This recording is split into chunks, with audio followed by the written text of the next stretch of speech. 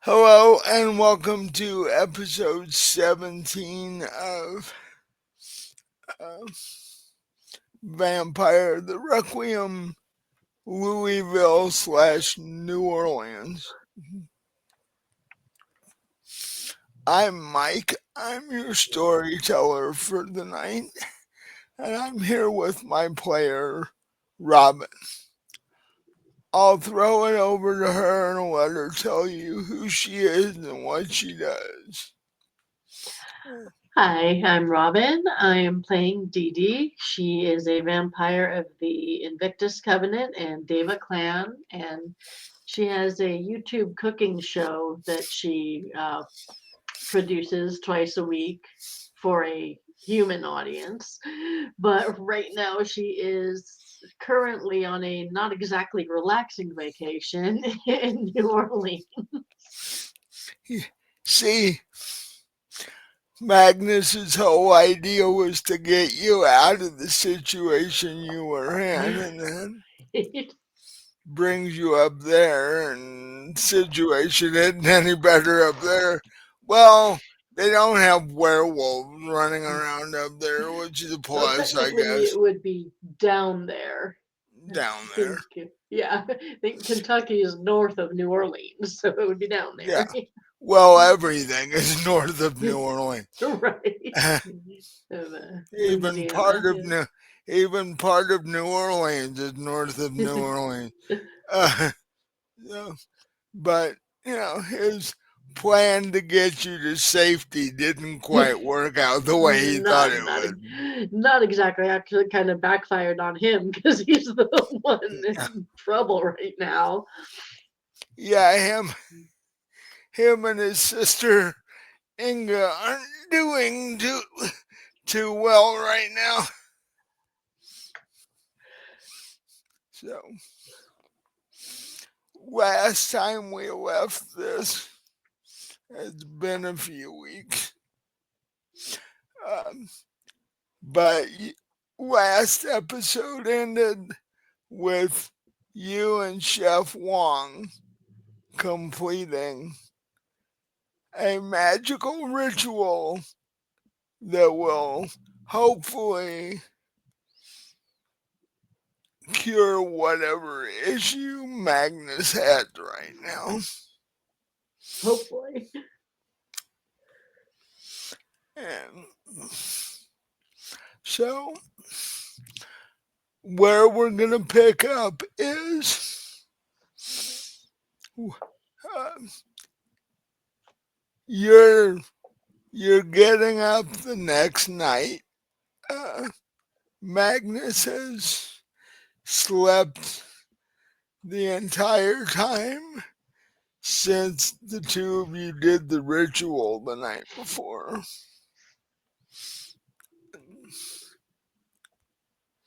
So you wake up and you immediately hear Chef Wong from all the way down the hall. He's definitely grumping at somebody already.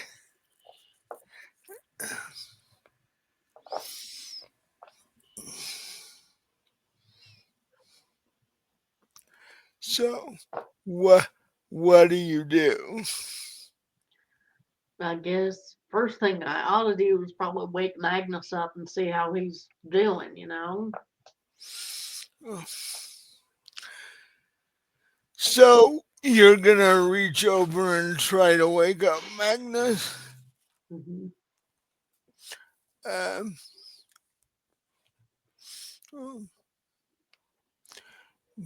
give me a strength and dexterity roll and see what happens. Okay. Strength and dexterity. Okay, it was one success. So I am now going to roll the same thing for him and see if your one success was enough to wake him up.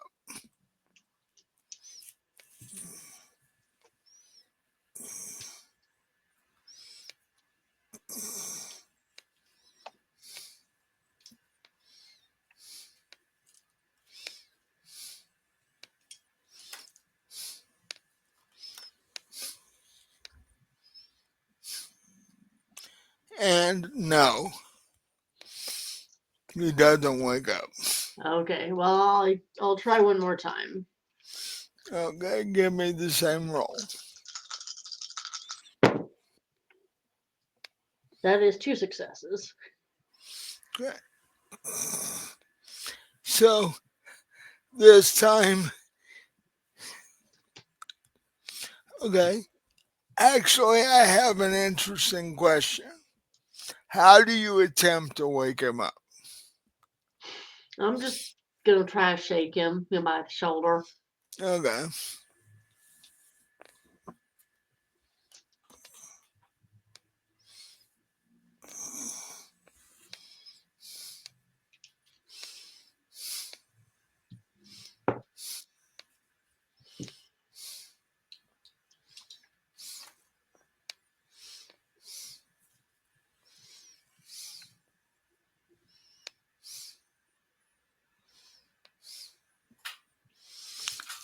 Well, this time it actually works.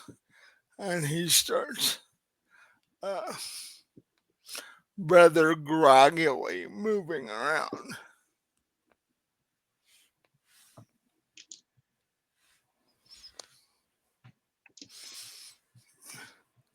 Um, he opens his eyes and looks at you and is like, vampires don't usually wake up feeling like they've been, like a house has been dropped on them. Okay, well, I guess that answers my questions. We'll ask you how you're feeling. Well, that about covers it. Feel like a house has been dropped on me. But you don't feel like, oh, for example, eating everybody in the house or anything like that. Mm, no, I don't. Well, that's an improvement over last night, then. Yeah. It's not a picture.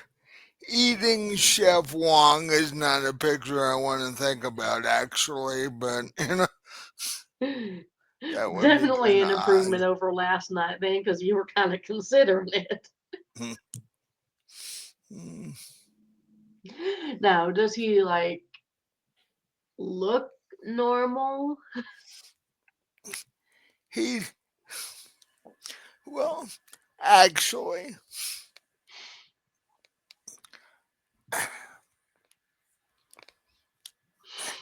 I'm gonna make a. Uh, how do they put it on here? Uh, a resolve and stamina roll, and I'm gonna see if what uh, you and Chef Wong did last night actually fixed the problem. Okay.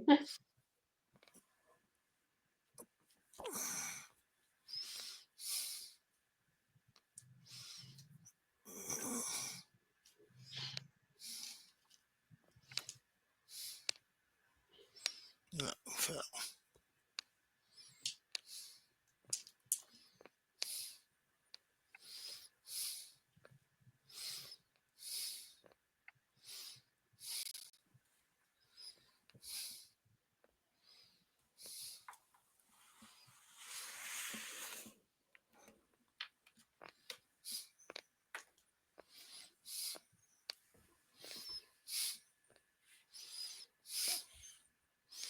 um,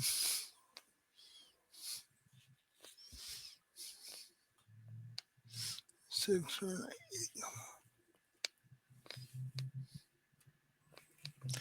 Okay.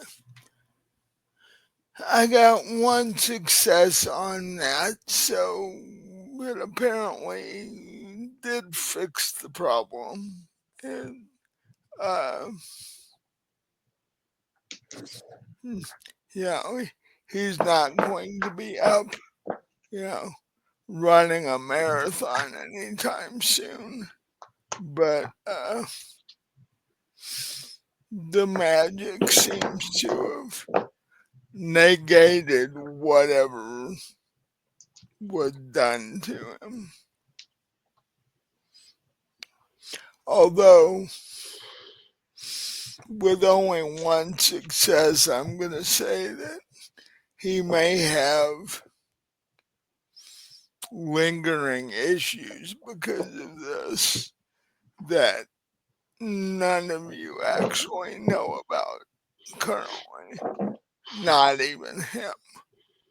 Because this is something that none of you have ever dealt with before. Right. So, but we'll see how it goes from here. Uh,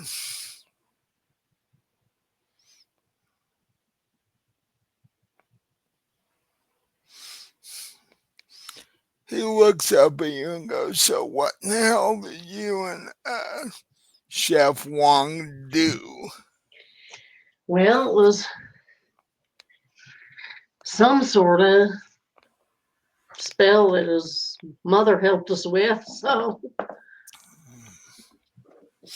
Yeah, going forward, I'll just let you know that this is Magnus talking, and he's like, "Yeah, magical damage is the worst thing a vampire can deal with.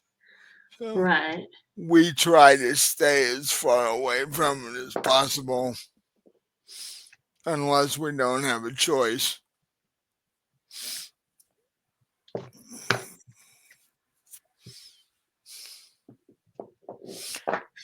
Uh,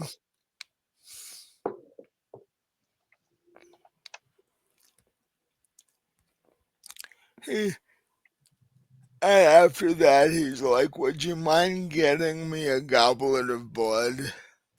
Oh, of course, I was gonna offer anyway.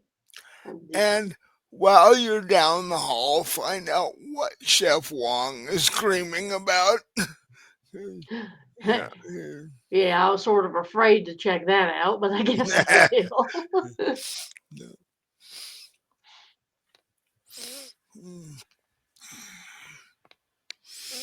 will. Magnus is like, "I think I'm gonna rest a while and see if I can like get up by lunchtime or meal time, as it were."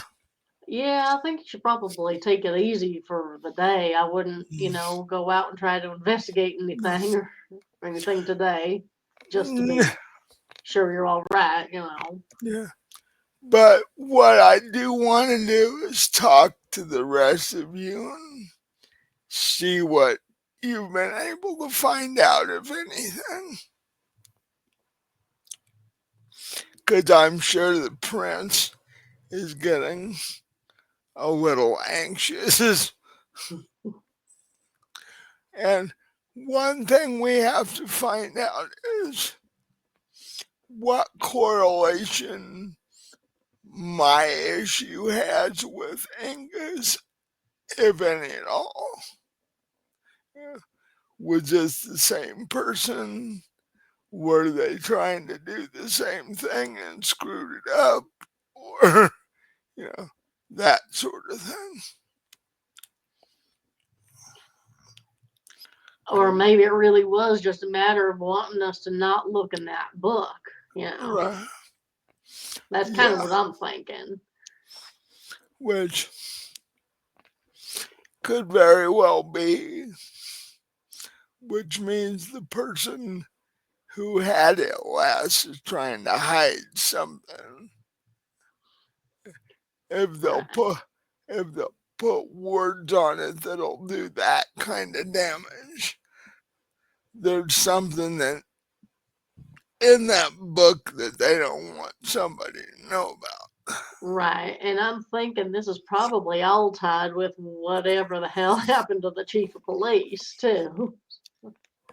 Oh, by the way, have you heard anything new about that?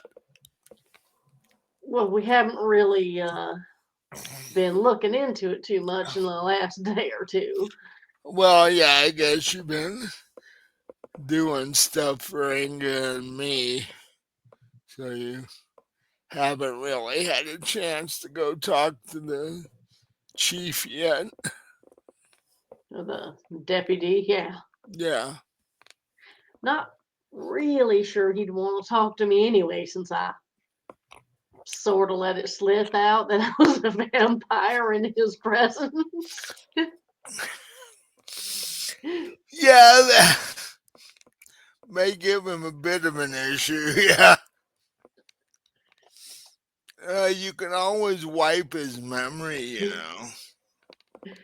Yeah, well, it might come to that. You know, vampires do have that ability if necessary. But have you ever done that to anybody before? I haven't found it necessary, no. Well, if it comes to it, I may have to do that because me having been a vampire longer, I've done these sorts of things. Or I could just offer him, hey, you want to join us? It's not that bad. Have the deputy chief be a vampire. Who knows? That could come in handy somewhere along the line. Uh, if if it if he agrees to it, but we if you decide to do that, you might want to give the reps a call so they know what's. Uh, yeah, walking up to him and going, "Oh, by the way, I turned the police chief into a vampire or Well, hey, deputy chief." Is like you know what they say though. It's easier to ask for forgiveness than permission. not in this sense, because I don't know, people get, for whatever reason, humans get squeamish about the thought of being turned into vampires. I don't know.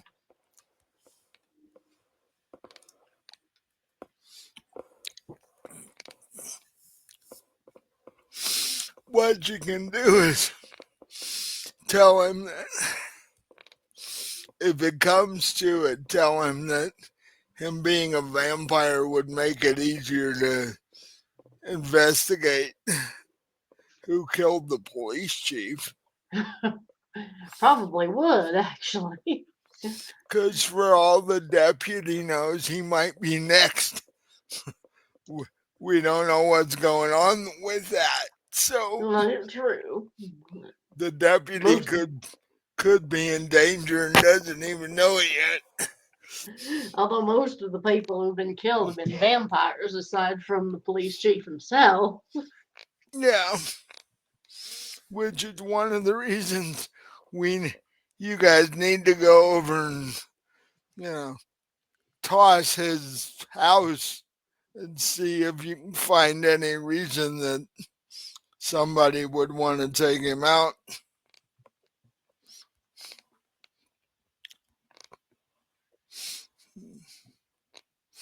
And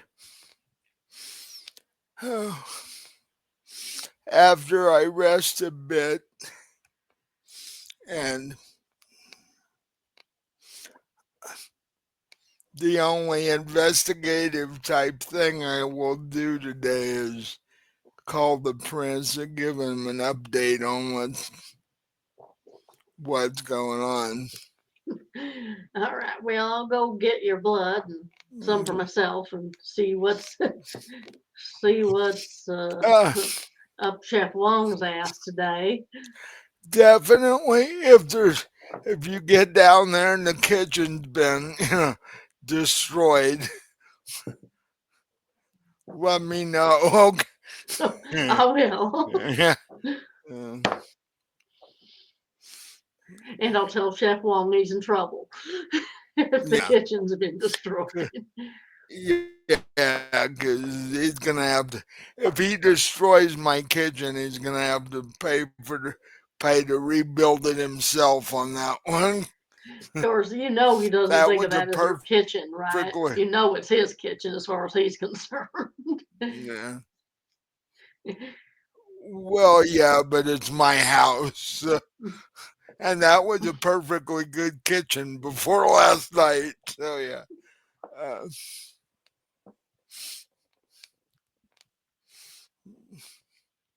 but if he gets in one of his moods, God knows.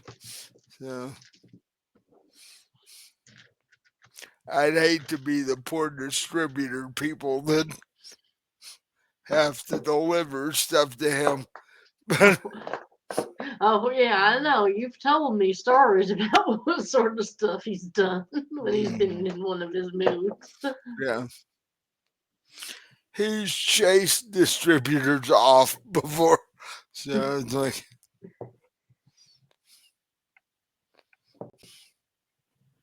but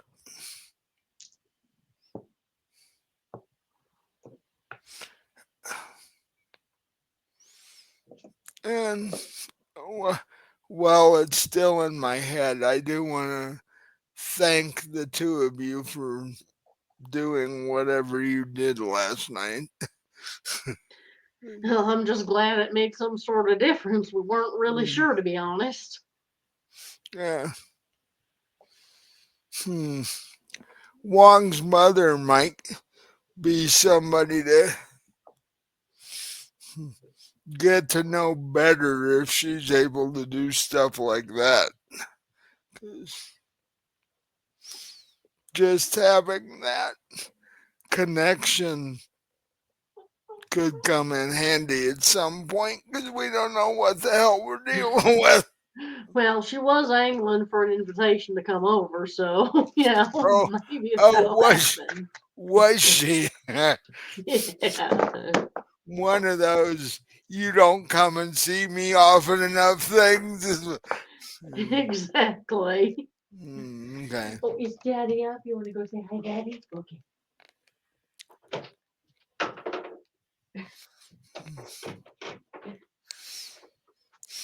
He said, somewhere in that general direction, I smell food of some sort. He's not Peggy. Right. No, he's really not. So, um, so you go off and get your blood, and all the way down the hall, you hear Wong yelling about something. I was going to ask if he was still still on about something. And, but it switched. It switched from English to Chinese. Oh, he's Now, really pissed. yeah, whoever he's upset with, he's cussing them out in Chinese now. Like, So I guess I'm going to just sort of sneak into the kitchen real quiet. right. Give, give me. I was about. Let's see. I don't think there's stealth in vampire. Oh yes, there is. Give me a. Ha ha ha. Give me a stealth and dexterity roll. See if you can sneak past him without him noticing. Okay. Ooh, no successes and a one, so that would be a botch. Oh, That's not good. you think you. Well, actually, let me do this before I tell you that. Because if he botches, it might all even out.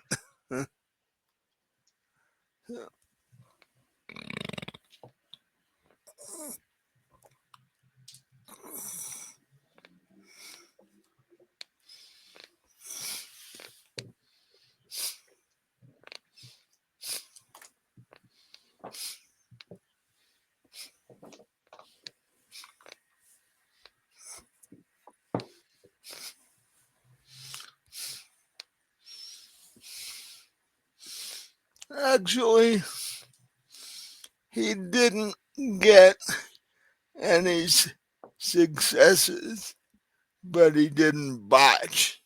So,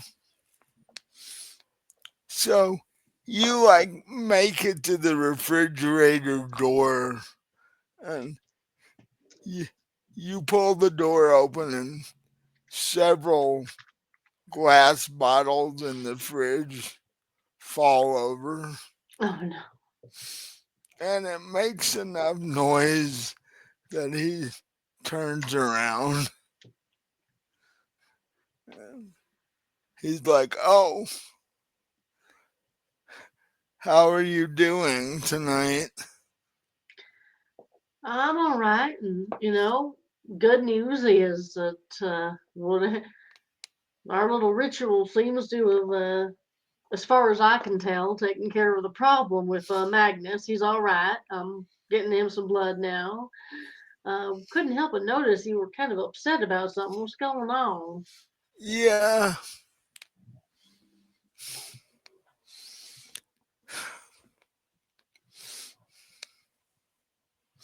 for some bizarre reason, the latest distributor that I've been dealing with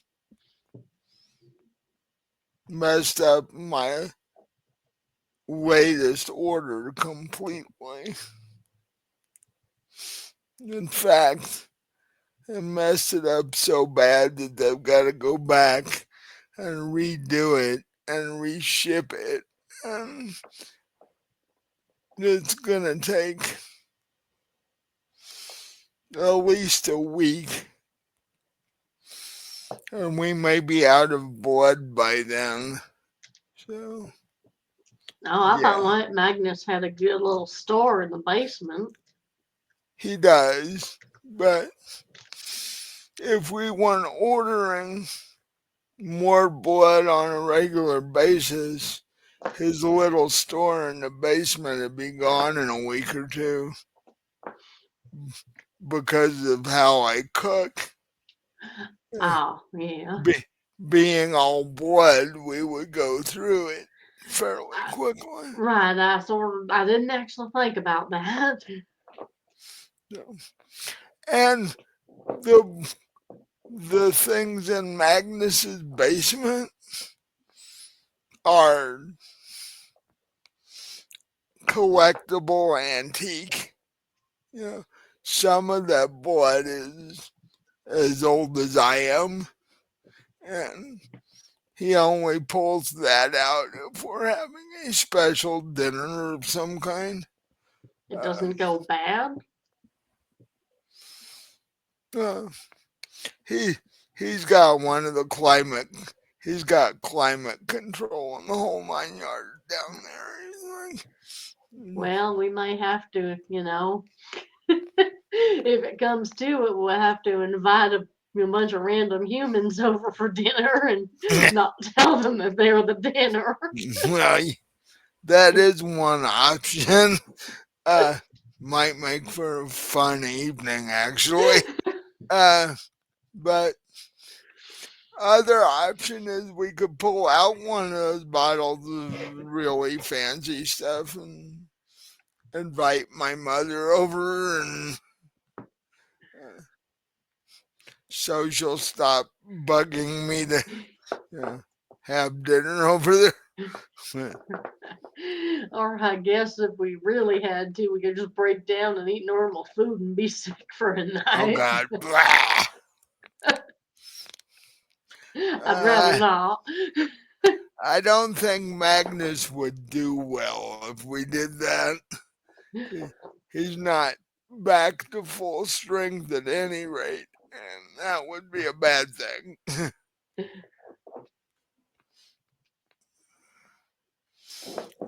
I don't think he would be real happy throwing up everywhere. Probably not.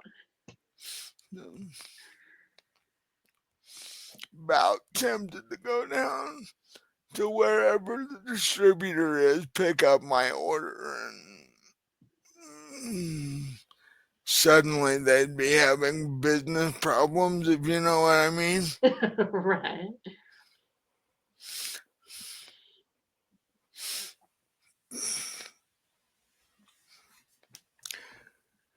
Well, at least we've got one Magnus family member fixed now.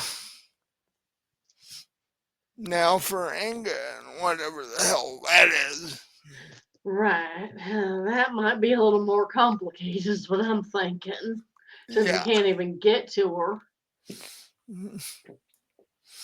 You might want to talk to Magnus and see if he has any ideas about that.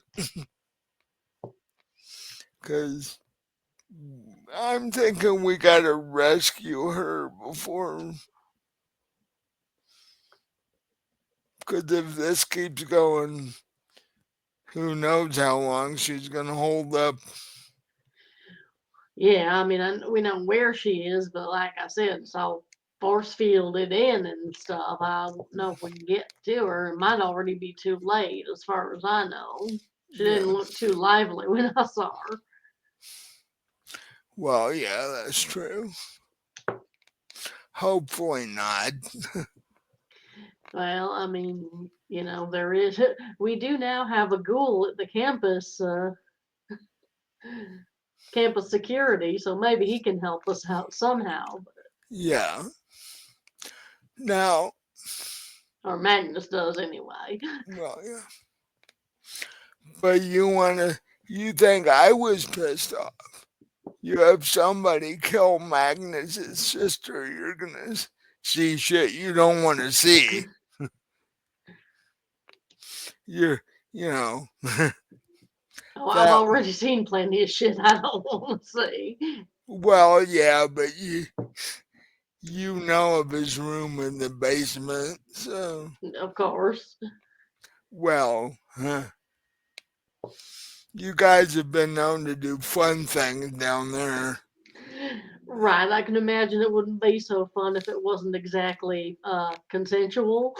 Yeah, and somebody kills Inga, it's like, you're gonna see Magnus and mom and dad and everybody else come down on whoever does it, which isn't going to make the people in the city real happy either. Because, you know, got a bunch of angry vampires running around. Of course, I imagine if we do manage to, rescue her and get her back to normal and all, she'll be the one going out, going after the guy for Well, yeah, blood. if we can get to her, I'm just hoping that we can take the pages and figure out what the hell to do to reverse that. Right. Thing is, I have no idea how to get to her. Only thing I can think of, honestly, and I don't even know if she'd be able to help, but go to Mabel, see if she's got any ideas. Yeah. Well, I could do that. Uh, be be a whole lot nicer than me having to, take out another distributor. Well, I mean, you gotta leave some distributors out there, or not only you, but everyone will be screwed. So, Well, yeah, I guess the humans don't like it when they can't get what they want. apparently, vampires don't either. Mm. Well, yeah, I don't. When you're old as me, you don't put up with young people very well. But Well, like I said, if we need to, we can always have a house party and invite a bunch of random uh, strangers and humans and hey, we we could invite all the distributors in town that I there used to you work go. with. I'll bet if they were all turned to vampires, they'd be a little more efficient in their jobs, maybe. at the very least, we could, turn a couple of more ghouls and then that'd be handy. Right. And then just drain the rest. Mm-hmm. So I could go over and talk to Mabel, but what are you thinking of doing tonight? And I'll see if Magnus wants me to do anything in particular. So, I don't think I'm gonna go back to the campus and try to get in there by myself after what happened the other night. so does he think that we need to put off uh, uh,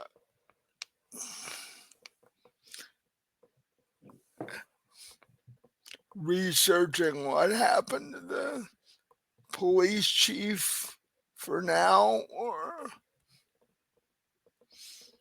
does does he want us to basically exclusively work on getting Inga fixed, or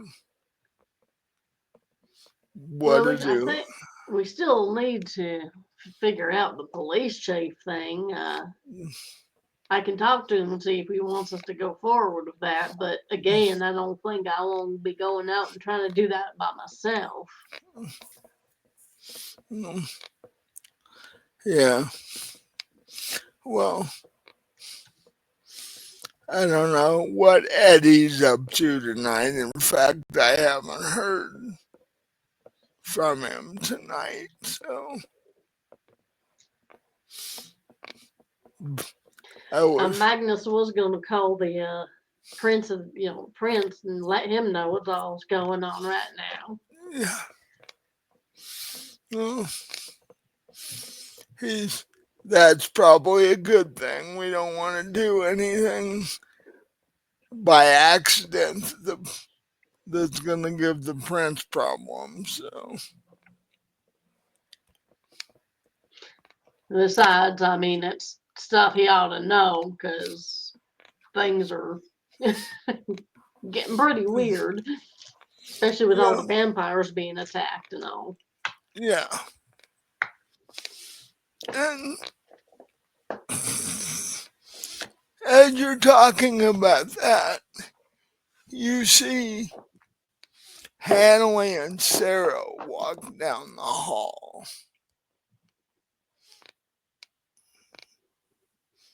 And almost in unison, they're like, well, did it work? Is Magnus okay or what? Well, it seems to have worked as far as I can tell. Going to be resting for the rest of the night, but yeah, I think we managed to take care of it. Hanley's like, that's good to hear. And Sarah's like, I know exactly what'll get him up and moving. And she basically runs back down the hall. Uh, And I'm thinking, oh no, he don't need dog breath in his face right now. but, about 2 minutes later, you hear the bed creak and then this, like, surprised moan noise come out of Magnus. And, in fact, as you uh, t- take his goblet of blood to him, you walk in the room and basically Sarah's sitting on top of him. And he's looking up at her and like half smiling. The other half of his face is like, I don't know if I have the energy for this.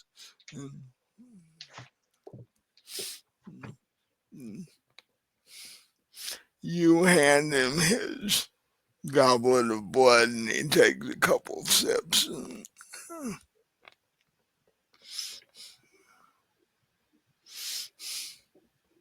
he's like, he turns to Sarah and goes, "You come in and jump on me," and he basically starts tickling her, and she rolls off of him and he's like, "Nobody said you could do that." Like, he's like, "I'm in charge. I own the place." Yeah. uh, and now she's just sitting on the edge of the bed next to him.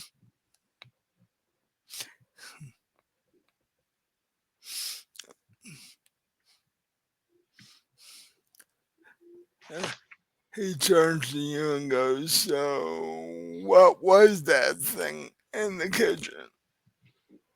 Oh, you pretty much called it. It was vendor problems.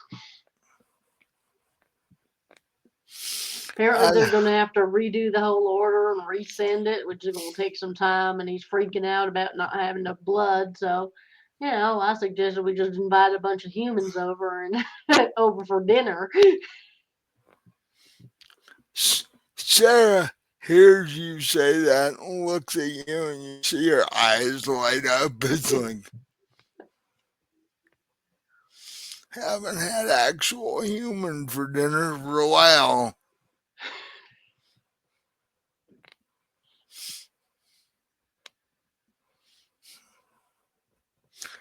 Well, Magnus says, if it comes to that, we might do it, but we should find other options, really. Well, I'm just hoping they get their stuff to him in time. And, He wasn't too happy. I'll bet not. Let me guess, he threatened to go down there. Yeah, he did mention something about that. Mm. That's why he got a new distributor every month. Well, I told him he's got to leave some distributors alive for the other people who want to use them.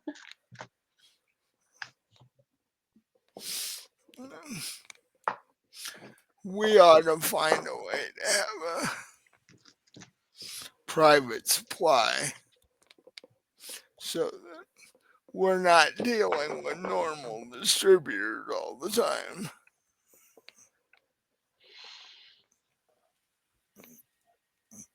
I bet that would make his life a whole lot happier. And the distributors lives too. Yeah, they don't have to deal with him anymore.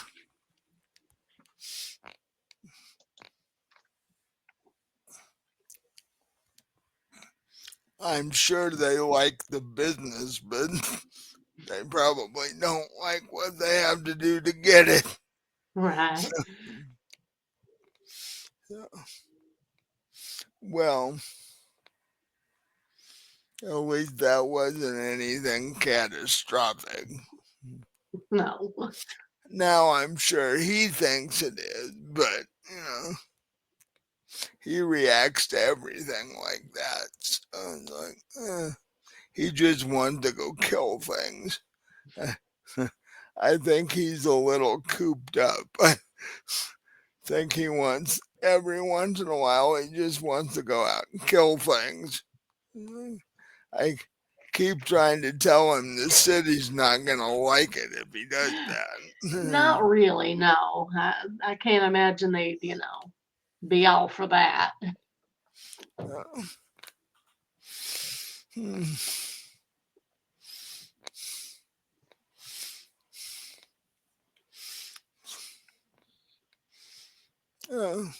So, what is his plan for the day? Well, I think he's going to go talk to Mabel and see if she's got any ideas about how to get through that barrier and get to your sister. Yeah. Well,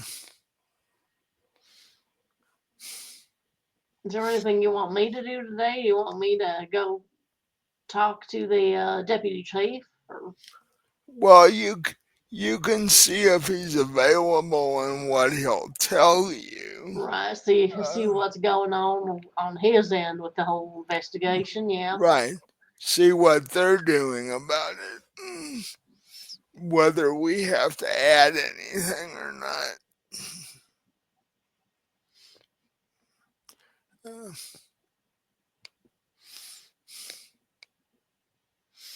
hey, um, says, hold on a second, dialed the phone and actually called one of the reps and lets them know that you're going to be doing that so that if there's any human upheaval because of it, they'll know about it, be able to deal with it. And then when Magnus gets off the phone, he says if the deputy chief seems amenable, if he's not like all belligerent, won't tell you anything. Um, when I talked to the prince earlier, I broached the suggestion of turning the deputy into a vampire like we were talking about earlier. I don't think anybody would be amenable to that, do you? I mean, honestly, Well, I if mean, given a choice, who's going to say yes? well, amenable in my sense means, you know, if you get there and he absolutely won't talk to you or blows you off or whatever, then don't worry about it. But if Oh, I thought you meant if he was amenable to being turned into one of us. I'm like, no, I don't think no, that's gonna go over too well. I mean, the only ones that are amenable to that are the vampire groupies that show up every now and again. right? I mean, I don't know about you, but I wasn't given a choice. And actually, the groupies don't like it once it's actually done because they like the romance of it, and then you get hit with the day-to-day part of it, and like, Right. Except Winter, she was happy about it. well, yeah, yeah, but look what it ended up doing to her. I So, know. uh, That was um, your dice roll that killed her, by the way, not mine. I think that was a combination because I found myself in a situation where there wasn't any real way of getting her out of that without, you know, she wasn't just gonna smile, shake her butt and walk away because the guy wanted to use her for experiments and shit. So, and she wouldn't have been happy coming out of the other end of that. So, No. and for those of you who see this, if you want to know who we're talking about, go back to the original New York episodes, the vampire New York episodes, and you'll find out who all those people are.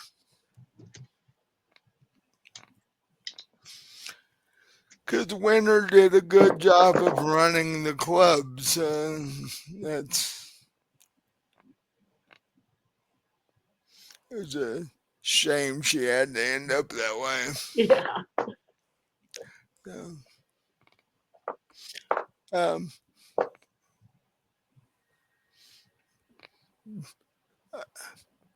but Magnus said that the deputy chief is talkative and, actually give you information, then we can think about whether he would be useful as a vampire or not. Well, it definitely might be useful to have a vampire or two on the force. Yeah, that's true.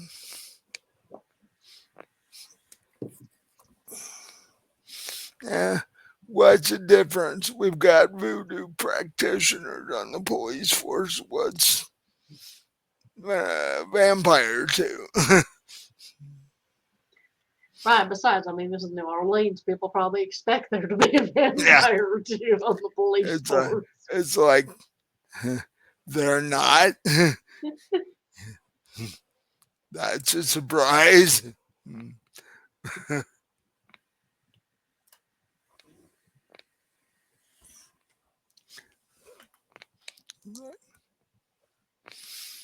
And they have an actual vampire association in New Orleans. So you would think that they go to like city hall meetings and you know, keep up the vampire end of things. And uh, Magnus is like, yeah, we let the humans that think they're vampires, we let them play at that because it sort of hides the real ones and what we do Right. and such.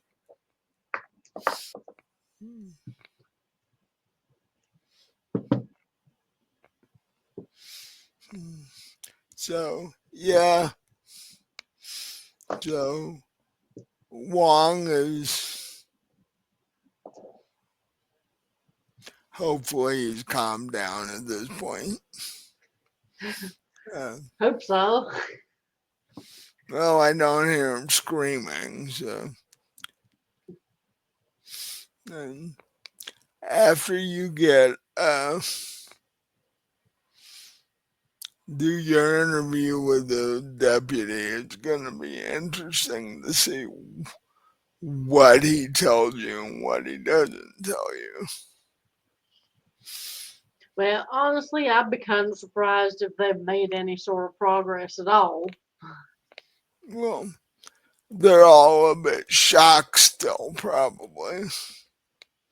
And well, They, plus whatever's going on is pretty damn weird as far as humans are concerned. So, because they haven't even had his funeral yet, so it's, you know, they're still like half stunned.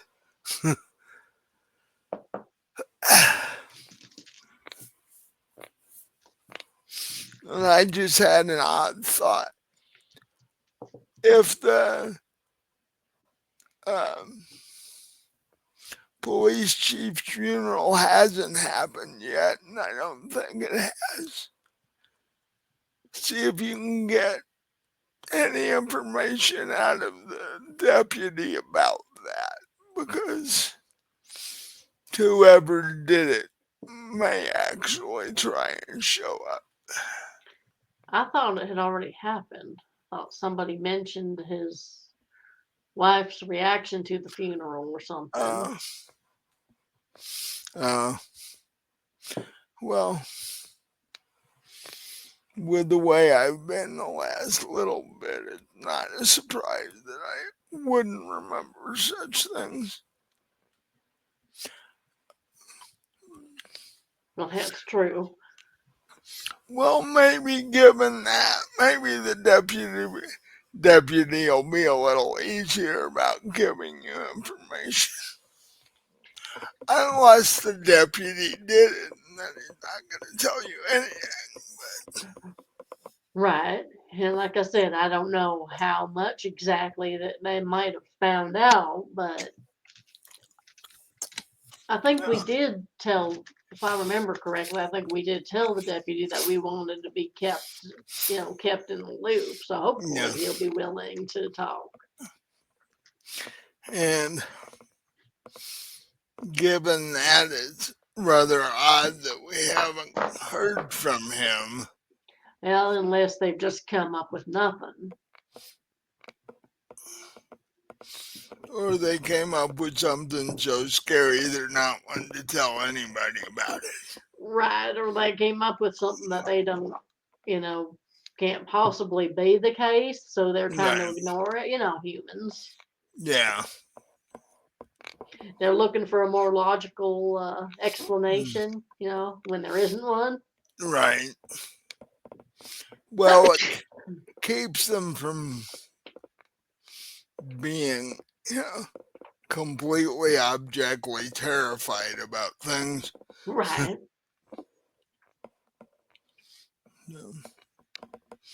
Mm.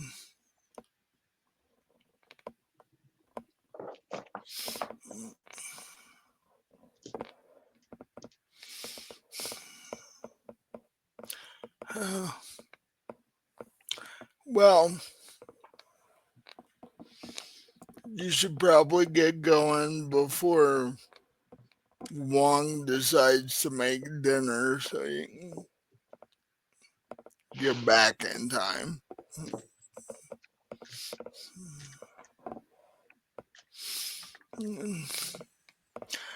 And he picks up Sarah off the end of the bed and pulls her over to where he is and starts tickling her again. And she like screams and jumps around. And like,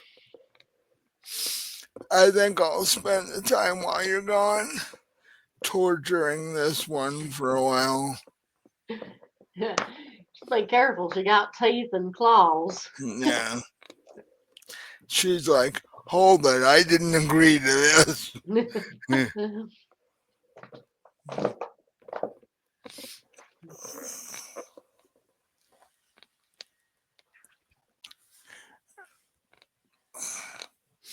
I mean, torturing her in human form is one thing. You don't want to torture her in werewolf form. Well, yeah, you can, you know, she's basically what she looks like. You know what a chow looks like? Mm-hmm.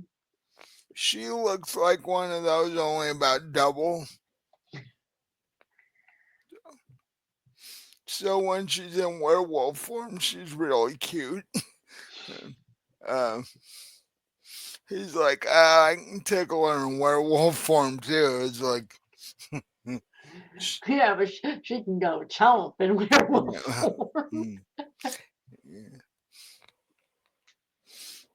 Uh, I don't want to come. I look at Sarah and I'm like, I don't want to come back and find you waiting by the door with his hand in your mouth. All right. right. She's like, oh darn, you're taking away all my fun.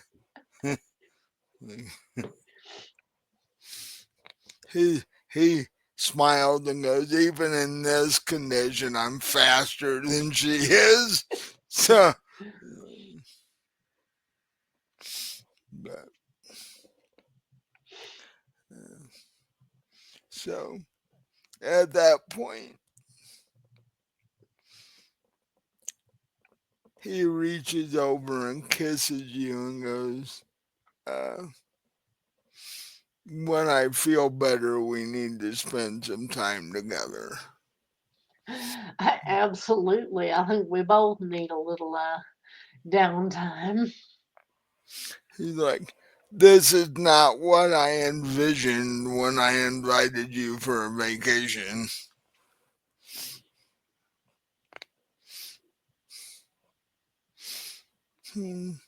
Apparently, I'm not as good at seeing things coming as I thought I was.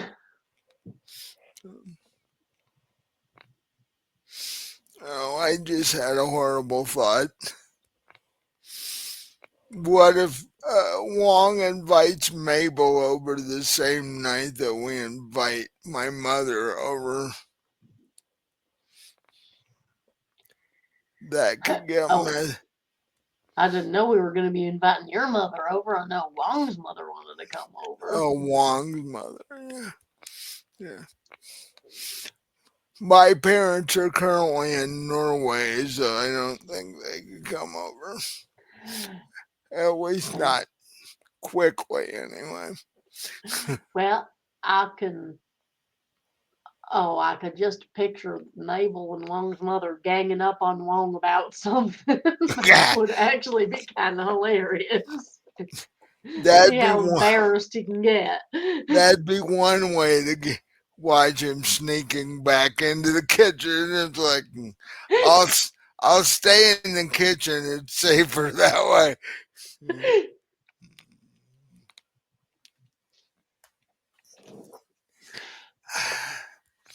I wouldn't want to be, if they do that to him, I wouldn't want to be anybody here the next day, the next night, Oh, that's for sure. I wouldn't want to be the vendor that pissed him off the next Right, night. yeah. When he starts yelling in Chinese,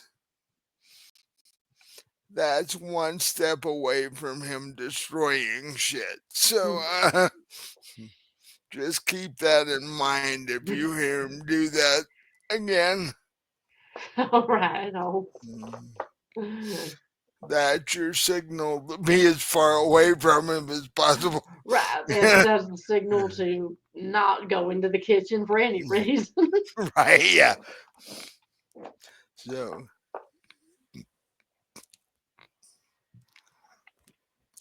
so you turn and walk out of Magnus's room and start walking back down the hall. Yeah, yeah. Periodically, you hear Sarah screaming. And so, you gonna take one of the cars, or you gonna have the chauffeur take you to the deputy police chief? I'll have the chauffeur take me. So,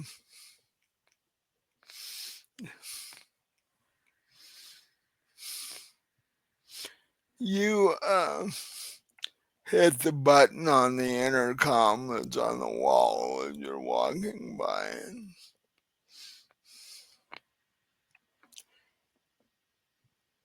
expecting to hear the chauffeur answer, you hear Eddie. He's like, "Hey, Dee Dee, what can I do for you?"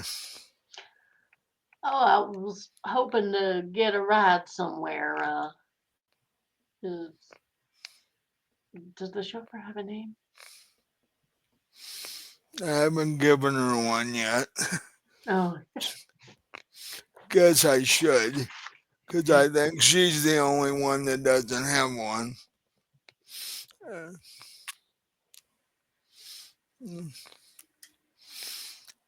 uh, we'll call her Lily. is Lily around? Yeah. How soon do you need the car? Oh, I was gonna just kind of head off now, but Okay. I will let her know, and the car should be in the driveway in a little bit. all right, thank you.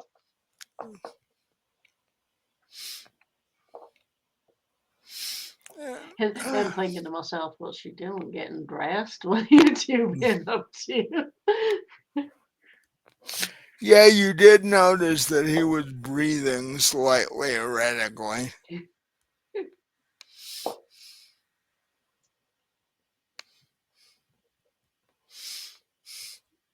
And as you head out the door a couple minutes later,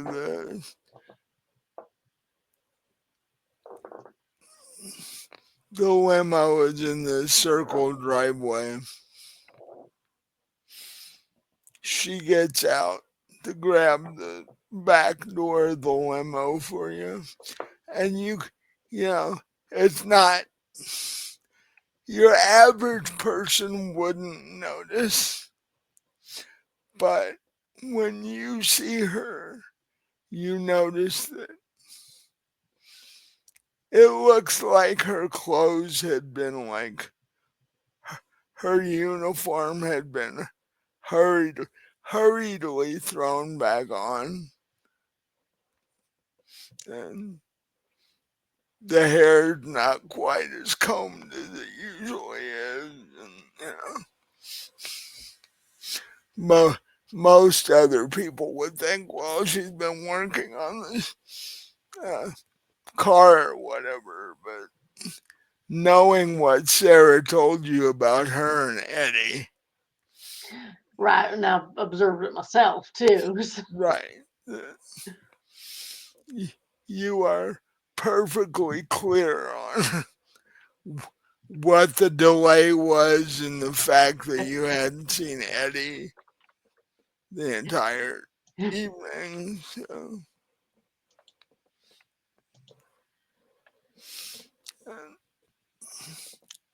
once Lily opens the door and you climb in the back, and she's like, "Where can I take you to?" I'm heading to the police station.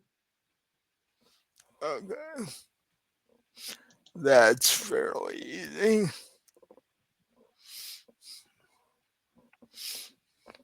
And the limo pulled around and takes off.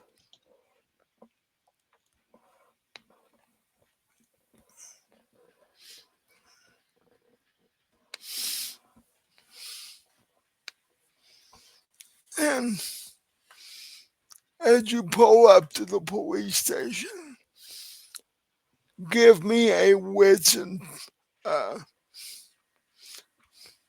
wits and intelligence check. Wits and intelligence.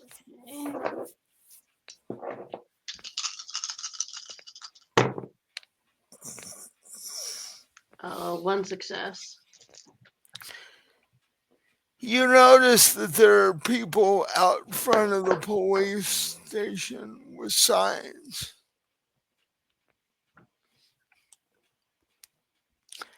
and all of them are like, "We want to know what's going on." Basically, they're uh, protesting because they don't think the police department's done anything about this yet. And when the police chief of a city dies, it tends to make the populace rather nervous. Well, especially under weird ass circumstances like this, considering that the dead police chief's fingerprints have shown up on a bunch of dead vampires. Yeah. Yeah, yeah. And the populace doesn't know about the vampire part. Right, but they know the dead police chief's fingerprints have shown up on dead bodies. Yeah, which that's why half the signs are, WTF with several exclamation points. It's like, Now, can I tell if all of these protesters are human, or there's some vampires mixed in there too, or just out of well, curiosity for my own? Uh,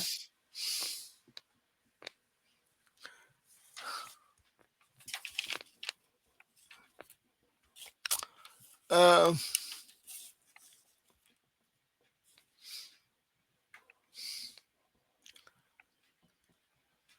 actually give me a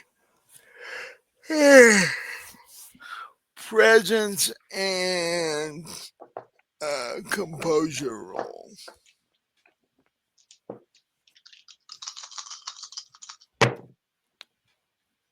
okay, that's one success.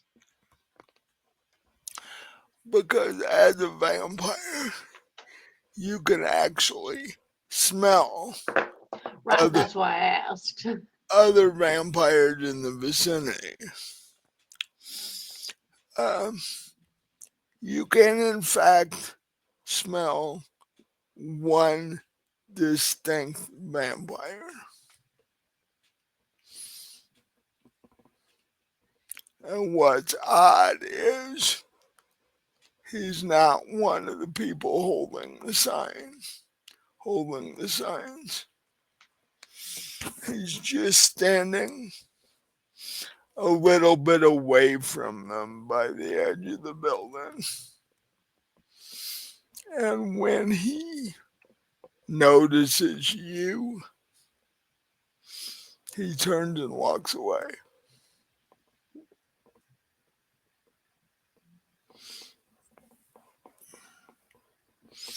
So what are you gonna do at this point? I guess I'm gonna go on in and try to talk to the deputy chief.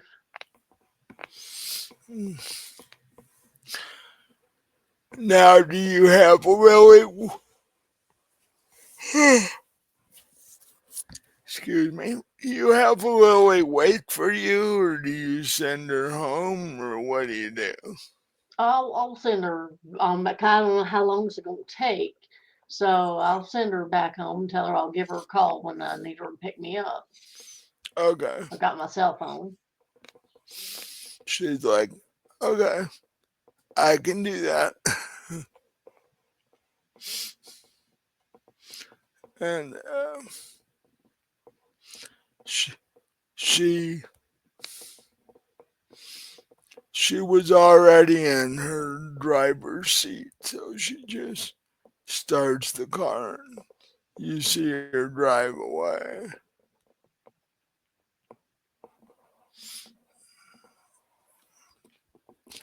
And you walk into the police department or the sheriff's department,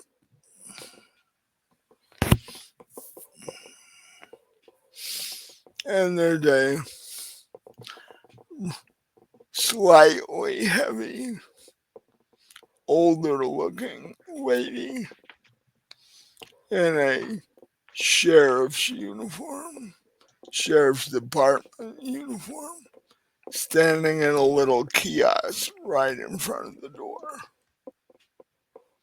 She's like, how can I help you tonight? Oh, I was hoping to talk to the deputy chief.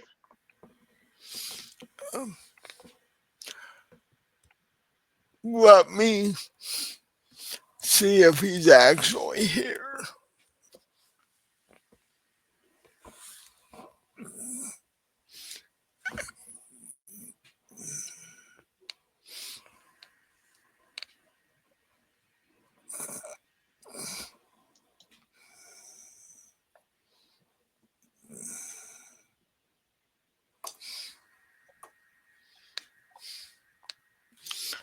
And she goes uh, through the lobby and to the hallway. You see her disappear down the hallway. A couple of minutes later, she comes back with this guy walking behind her. She's like, this is Deputy Deputy Chief Swanson. Um, he's also acting uh, police chief right now until we figure out what's going on with all this stuff. And with that, she shows you both the couple of chairs and then goes back to her podium. And Deputy Sheriff Swanson is like, hello, I don't think I've made your acquaintance. So this is a different deputy chief than the one I talked to before? Yeah. Okay, well, first thing I'm going to do is ask him what happened to the other deputy chief.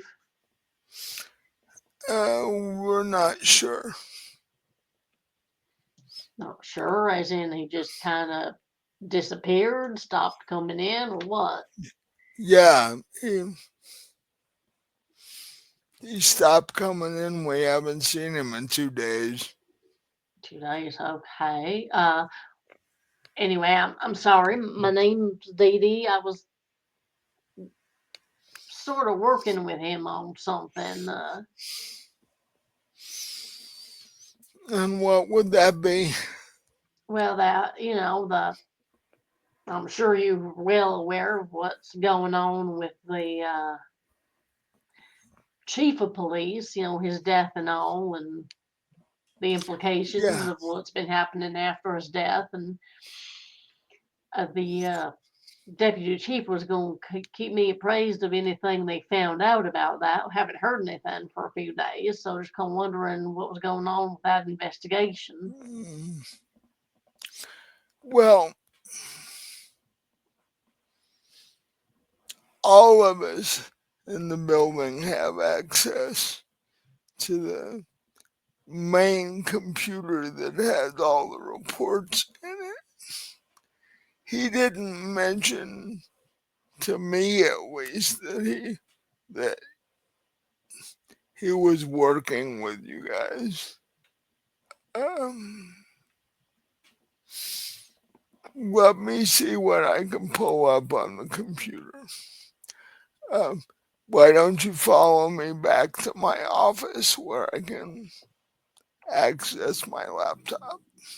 All right, so I'll follow him down the hall or wherever we're going. Oh, it's just straight down the hall. He's like, my office is at the end on the right down there. Uh,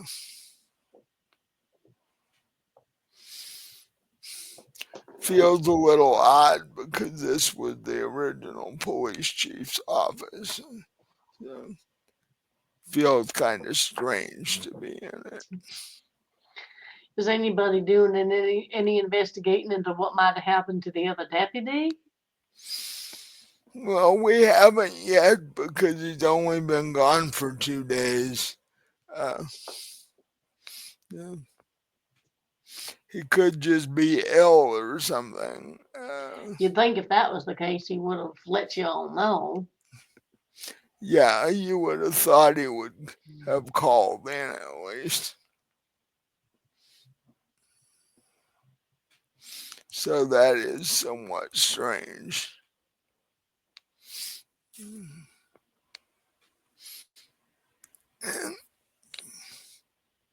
he starts typing on his laptop and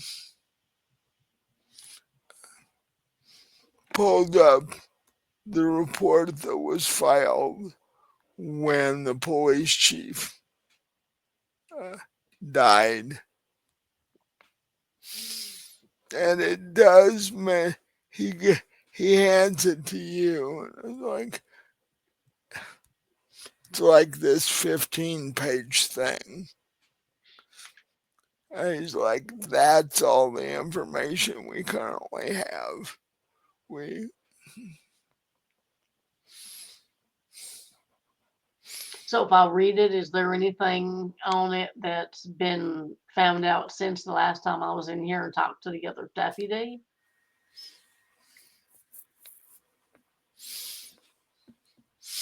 only one thing. They have now changed the classification of the case. Eh, It's now listed as a homicide. Oh, okay. They've they've decided that somebody murdered the police chief. Uh, Somebody or something. You know, they've ruled out that it was an accident or any of that. Right. They're pursuing it as a homicide. So,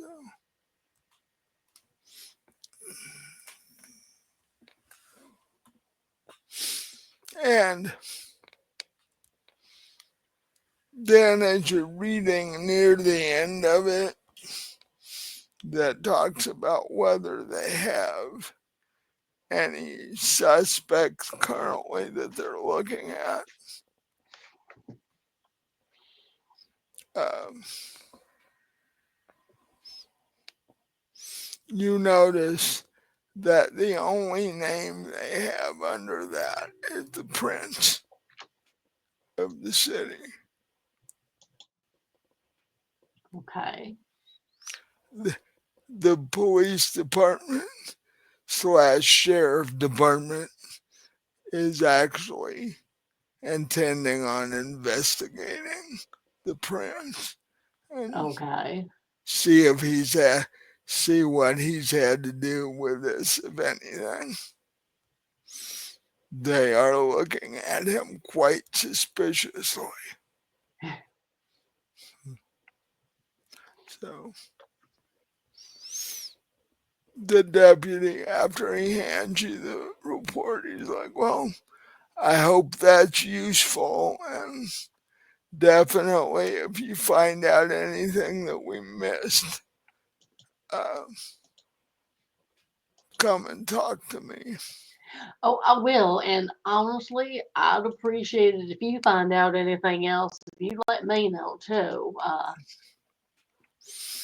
Well, to the, you know, I will to the extent that I can without getting into any trouble with the Right. department. I, I'll just say I am invested in this to the degree that, some of the victims that have been killed since the deputy or since the chief's death, the ones that his fingerprints have ended up on are Yeah, people of interest to a certain demographic. That's all, and the safety thereof. That's all I can say. well, that's the one thing we have yet to figure out, or the second thing we have yet to figure out is how the dead guy's fingerprints show up on a bunch of bodies. Right, and that's we're we're working different angles on that one ourselves, but Well, don't really know what's going on at this point. Although I don't tell them that we sort of have an idea because we do know what sort of creature has been no, summoned up, but I'm not going to tell some human that at this point. right. Because all you're gonna do, if you tell him, that's freak him out. He Right. he probably wouldn't believe you anyway. Right. I could just give him the book and say, "Here, open it up to see what happened to him." Uh, yeah, that'd be the end of the sheriff really quick. Yeah, because I mean, considering what it did to Magnus, if it was a normal human that opened that thing, Oh, he'd be toast, yeah, literally. yeah, literally, and it'd be burnt toast too. Uh, the only thing that saved Magnum, that gave him enough time for you guys to do anything, was the fact that he was a vampire to start with, and he had the fortitude to be able to hang on. A measly human, it'd be like he'd probably be dead on the floor before you walked out of the building Right. if you showed him that. Then there'd be another deputy problem, Right. Might as well just make me the deputy chief at that point. right? Yeah, like we're out of commanding officers. We're making you the head of the police station. Right. Don't really know why, but yeah. Good luck on your first day at work. But so he basically, you both agree to keep each other in the loop with, and for normal stuff you will, but since you're hiding stuff from him already, you assume that he will do the same to you. So, but you'll pass minor stuff along, which makes it seem all polite and cooperative, but like the important shit neither side wants to share with anybody. Right. Well, the truth is, we might need their help at some point. And also with the police chief croaking and one of the deputies croaking, Or they, we don't really know. He might be alive, but hell, he might well, be the yeah, one doing all this. yeah, all, all that either of you know is that he hasn't shown up for work in 2 days. Oh, okay. So before I leave, maybe I'll ask him where, for the other deputy's address, and maybe I ought to stop by and see what's going on with him. He's like, oh, I can punch that up fairly easily and hits a couple of keys. And you want me to send you a text or you want me to write it down? Oh, well, while I'm here, I can just write it down. No. Okay.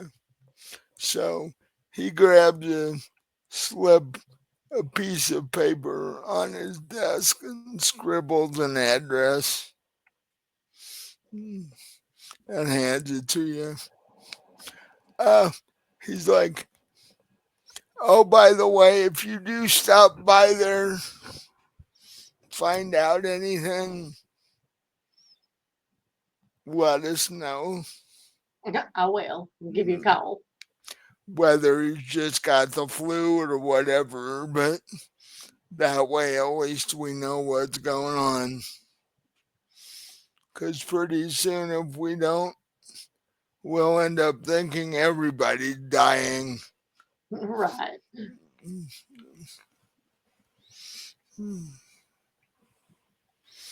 And with that, you walk out of his office, walk back up the hall. You pass the lady at her little uh,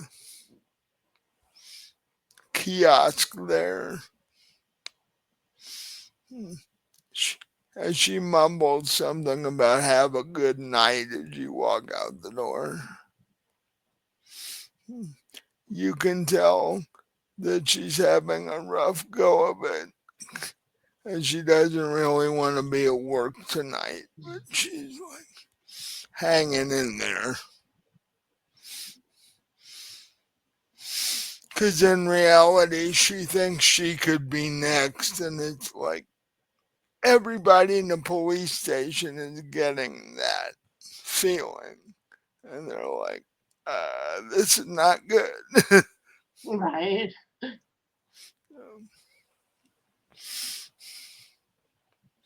But you get back in the limo and or you actually have to call for the limo. Well, is his address in walking distance? Because if it is, I'll just do that. Uh,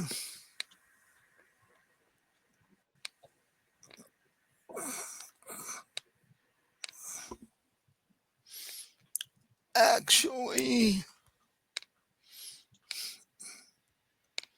hmm, give me a. Um, they don't have it.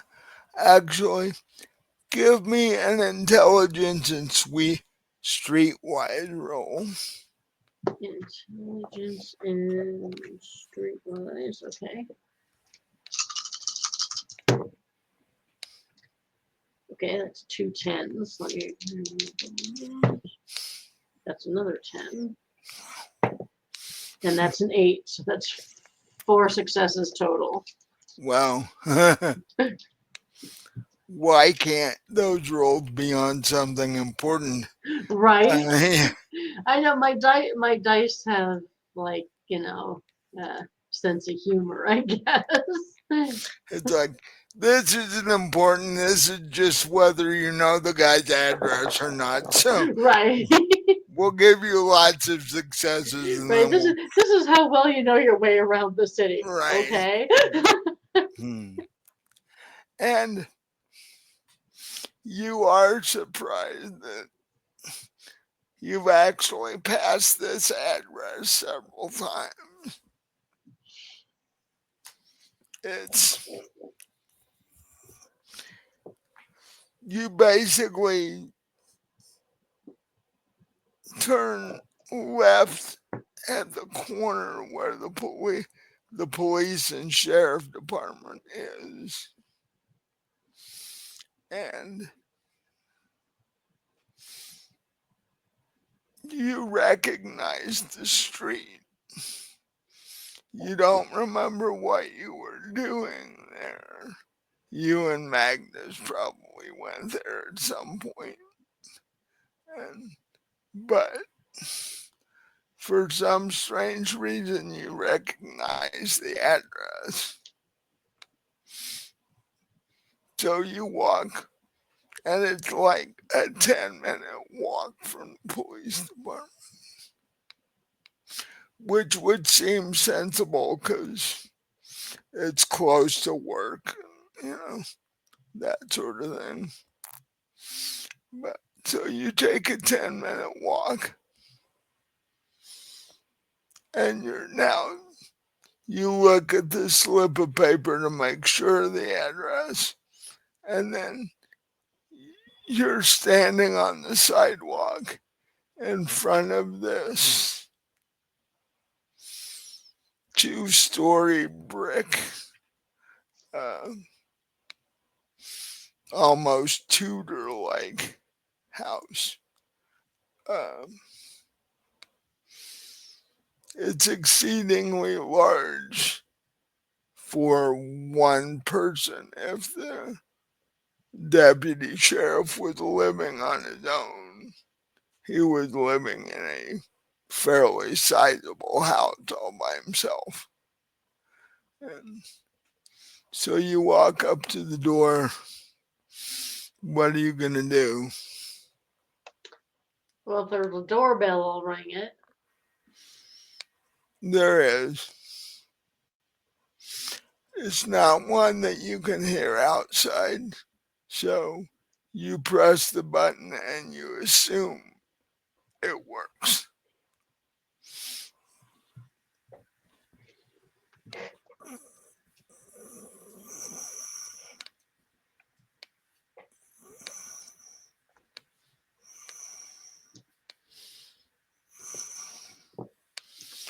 Um,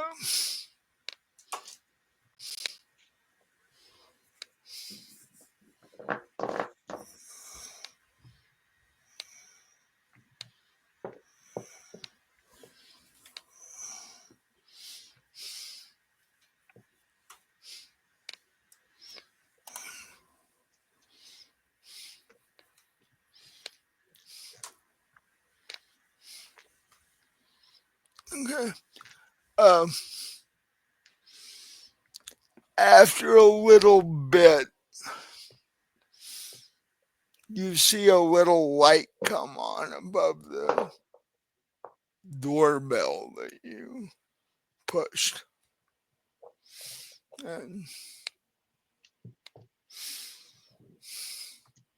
and you hear a voice um, says, uh, hello, uh, I'm Deputy Sheriff. What can I do for you? Oh, this is Dee Dee. I came in a couple days ago to talk to you about what's going on, what happened to your superior. You remember me? And he says, with that accent, there's no way I couldn't remember you. 'Cause Dee Dee's accent is quite different from the people in New Orleans. So, yeah. Well, they sound Cajun. Dee Dee sounds straight country. You're right. Yeah. So it's like, And half of them have French accents anyway. right. So yeah, she, he's like, yeah, I remember you. Give me a I, second. What? I was going to say, I just stopped by the department looking for you, and they said you haven't been in for 2 days. Yeah, I had an incident at a crime scene. Ended up getting shot in the leg. Aren't you So, supposed to report that sort of thing? um, yeah, but before I did, I wanted to see uh, how bad the damage was. So I took a couple of days and went to the doctor, and you know, because it's rather hard to be uh, sheriff on your route when you've only got one workable leg. So it's like even driving the car would be hard. So I'm like, I want to find out how bad this is first. He says, give me a minute and I'll let you in the door. All right. So a couple minutes later, he's opens the door and he's got this walking boot up to his knee and he's walking with one crutch. He's like, yeah, come on in and sit down. Uh, it's odd that the police department told you they didn't know what was up with me because I didn't give them every detail, but I did fill out the incident report. Oh, Cause you did?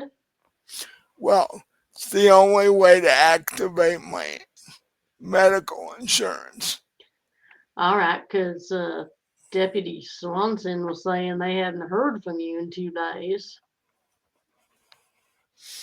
Deputy Swanson. But the guy I talked to at the department, you telling me that you don't know a Swanson? Mm, Uh, Not that I've heard of, although I haven't.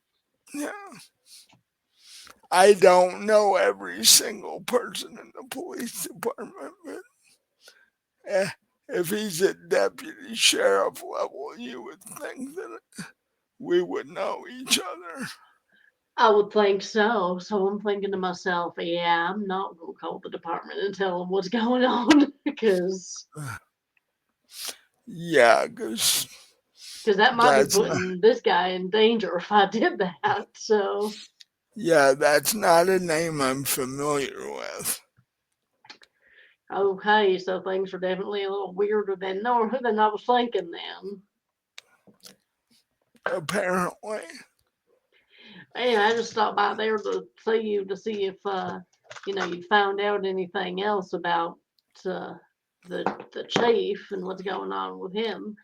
Apparently, not a whole lot other than that's now being looked at as a homicide, and they do apparently have one suspect, but that's all the new information I found out.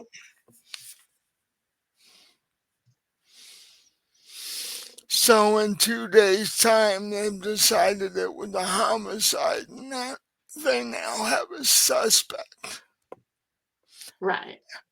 after sitting on their butt for who knows how long. This new, this quote, new sheriff shows up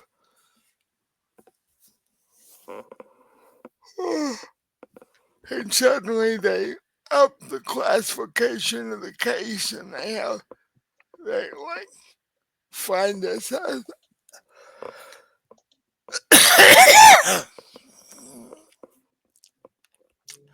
That's a little iffy to me. Well, what I find kind of strange is they've only got one suspect. You'd think they would have come up with a few once they decided it was homicide. You you would definitely think that they'd be investigating everybody connected with it. Right. And you say they only have one suspect. Yeah. Do I know who this is? I wouldn't know. I mean, I give him. Does the prince have a name? Uh, I don't know that I ever gave him one either. Um, I think you did, but I can't remember what it was. it's been too long. And I've got princes from 3 games going around in my head. So it's like, have to. Um,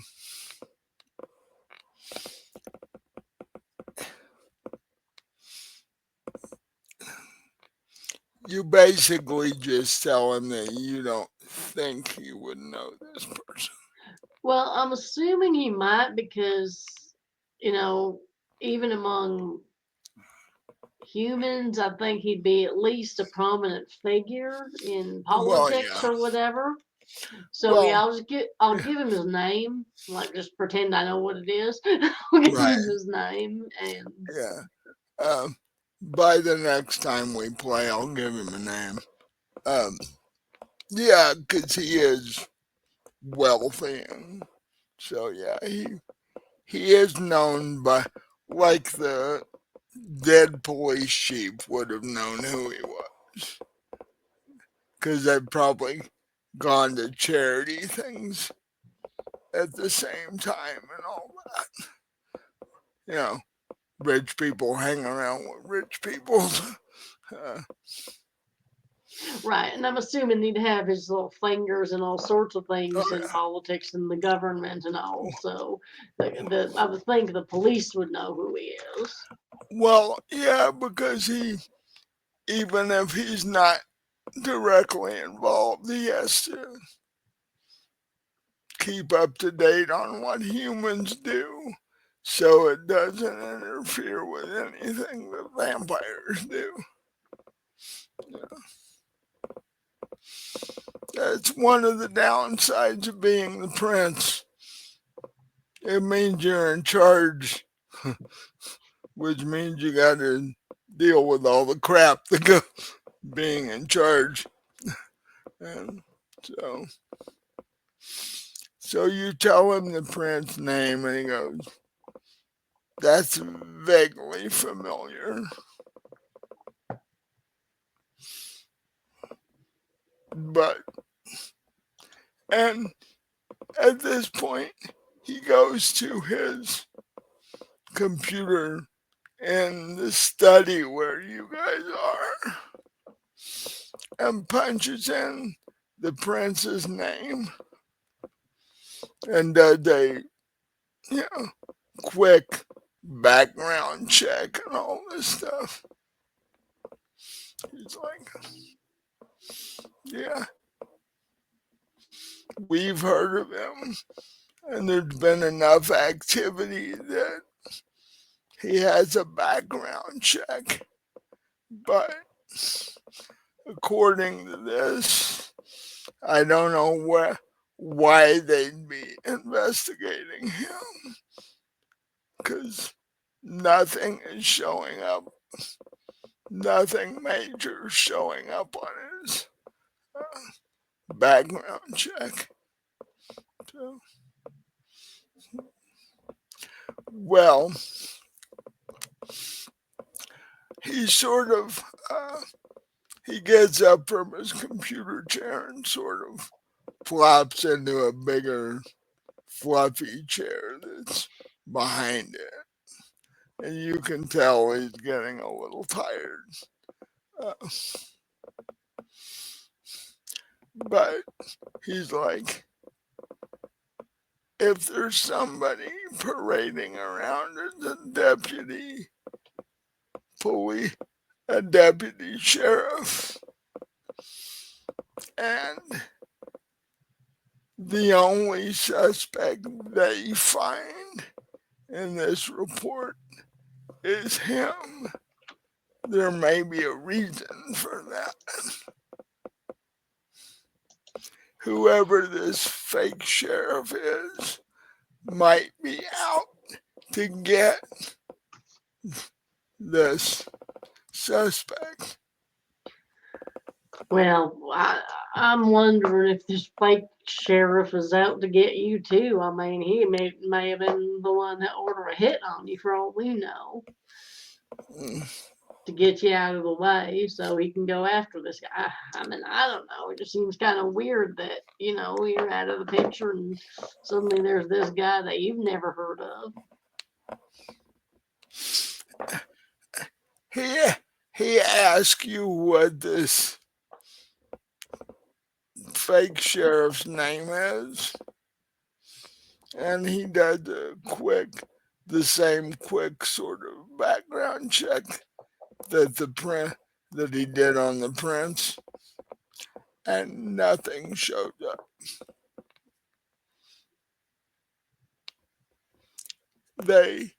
He types the guy's name in and it's just blank. It's like this guy doesn't exist. Oh, well, that's not normal. And all your normally accessible databases, this guy, the police department can look at, this guy doesn't exist. Above game, this is a question. If someone did a check like that on me, would it come up with like a death date? Would they discover that I was not alive? Yeah. So they'd probably be looking at me like, And if he were to run your background check, it would list your name, where you've gone to school, where you've lived, my obituary. your jobs, and also the date you were born and the date you died. Which means you don't want people doing background checks on you. Right. That's why I asked. Is like, would they come up with my obituary if they looked me up? Yeah. Which means he'd probably pull a gun on you and it'd be all messy and shit. Well, he already knows because I accidentally let that slip when we were visiting the. Well, that depends on whether he even remembers it or believes it. Well, that's true. Vampires, you've got to be kidding.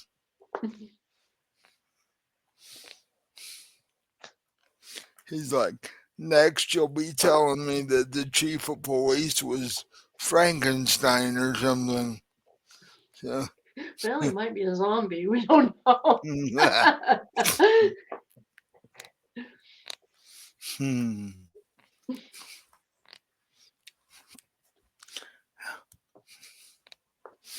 He said, I'm not gonna go around looking for, the police chief to suddenly, get up out of his grave and come back to work or something. Well, I mean, if you want my advice, I'd sort of be careful about going back to work at all, considering you might want to just keep on lying low. Well, I've got more vacation time, so I can. Um, what's causing me issues is who is this guy that it's not like they'd hire a deputy just because I was out for 2 days. So, Right. Like I said, I'm thinking he might, not be as, might not be officer friendly. That's all I'm thinking. and the fact that he doesn't have a background kind of bugs me too. Right. Now, I'm assuming from, my interaction with him that he was human and all, so Yeah. that don't mean he's not mixed up in some shit, though. Right. Because why the hell did he just show up? Yeah. Yeah. It's like, well, he's like, yeah. Now you know where I live.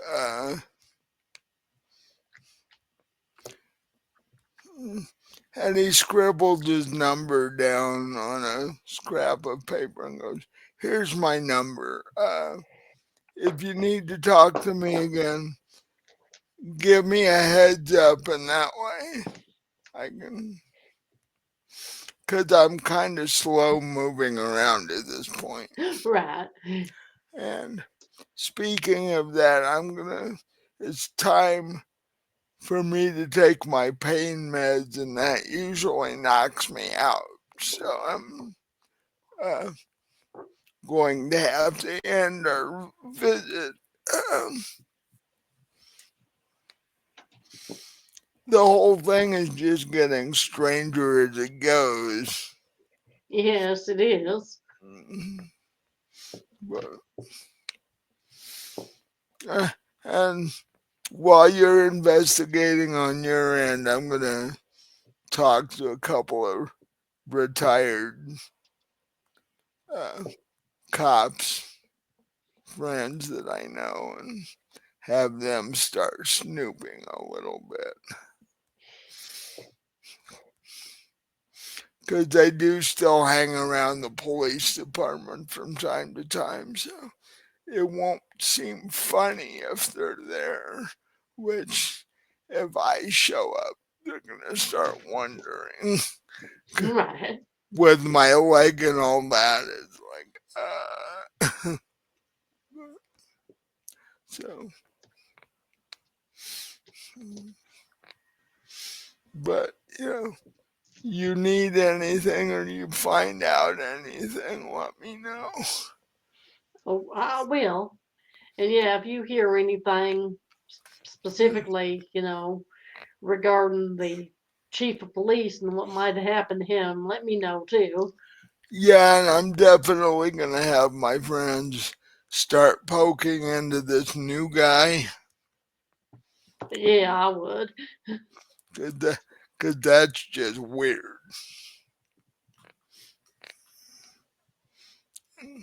So he, after a bit of struggle, he gets up and escorts you to the door and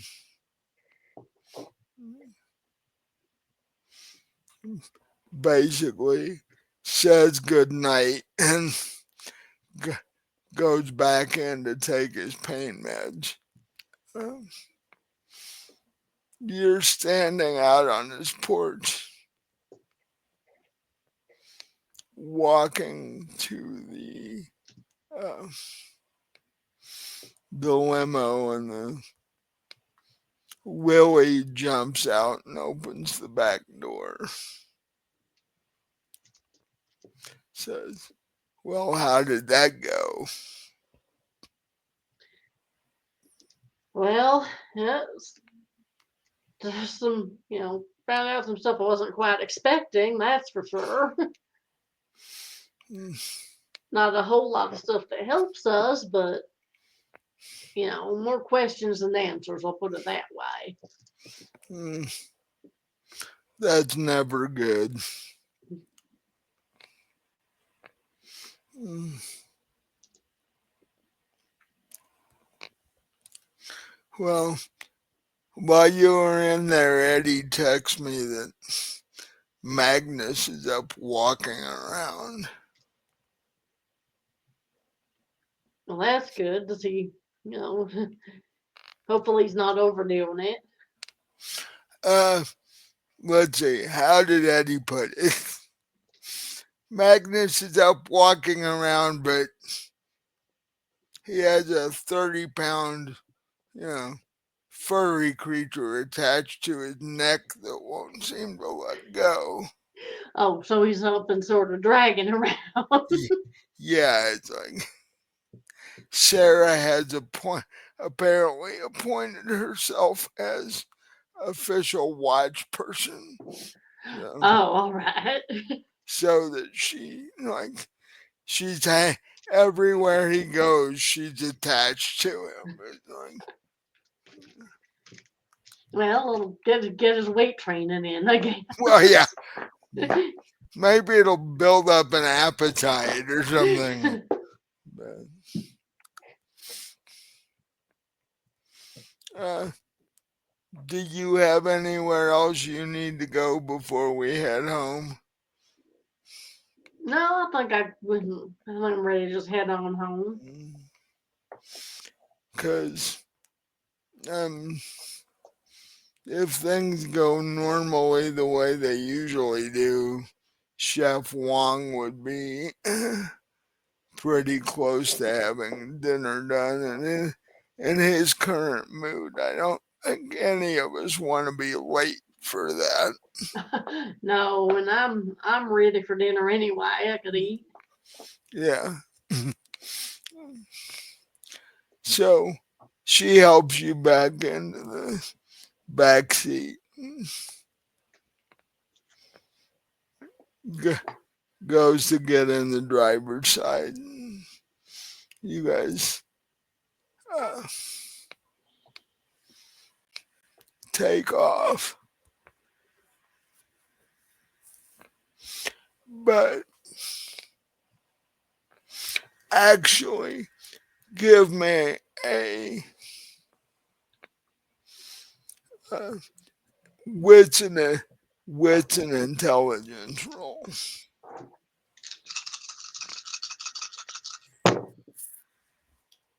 Okay, it's 110.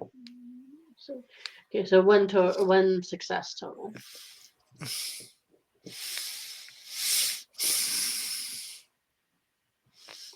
As you guys are driving away, you look, you turn your head, and you see standing behind the hedge that goes along the fence row of the house you were just in. You glimpse something out of the corner of your eye as you go past the hedge, and for you could you could swear to yourself that what you saw was the guy that you talked to in the police department, the so-called new deputy that doesn't have a background.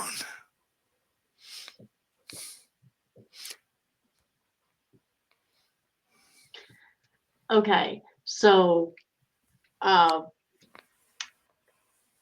now I'm wondering if I should do this tonight by myself. I might be able to, because remember one of the shop owners, the one that had the book, we Yeah. were we figured out she said there was somebody in there who was looking at it before us, and wanted to buy it, and she wouldn't let him.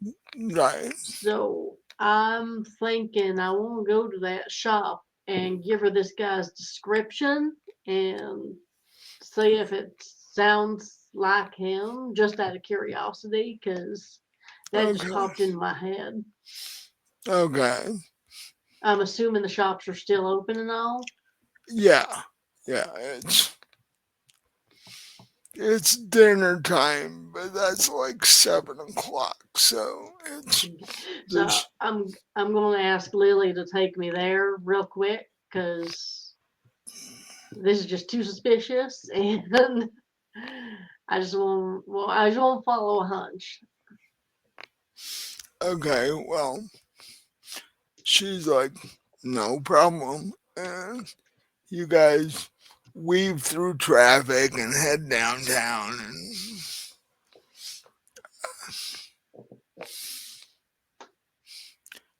And uh, she looks for a place to park the limo and can't find one because it's busy downtown.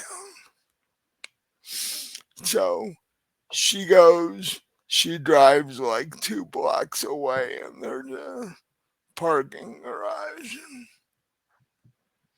She pays the attendant and parks the limo up there.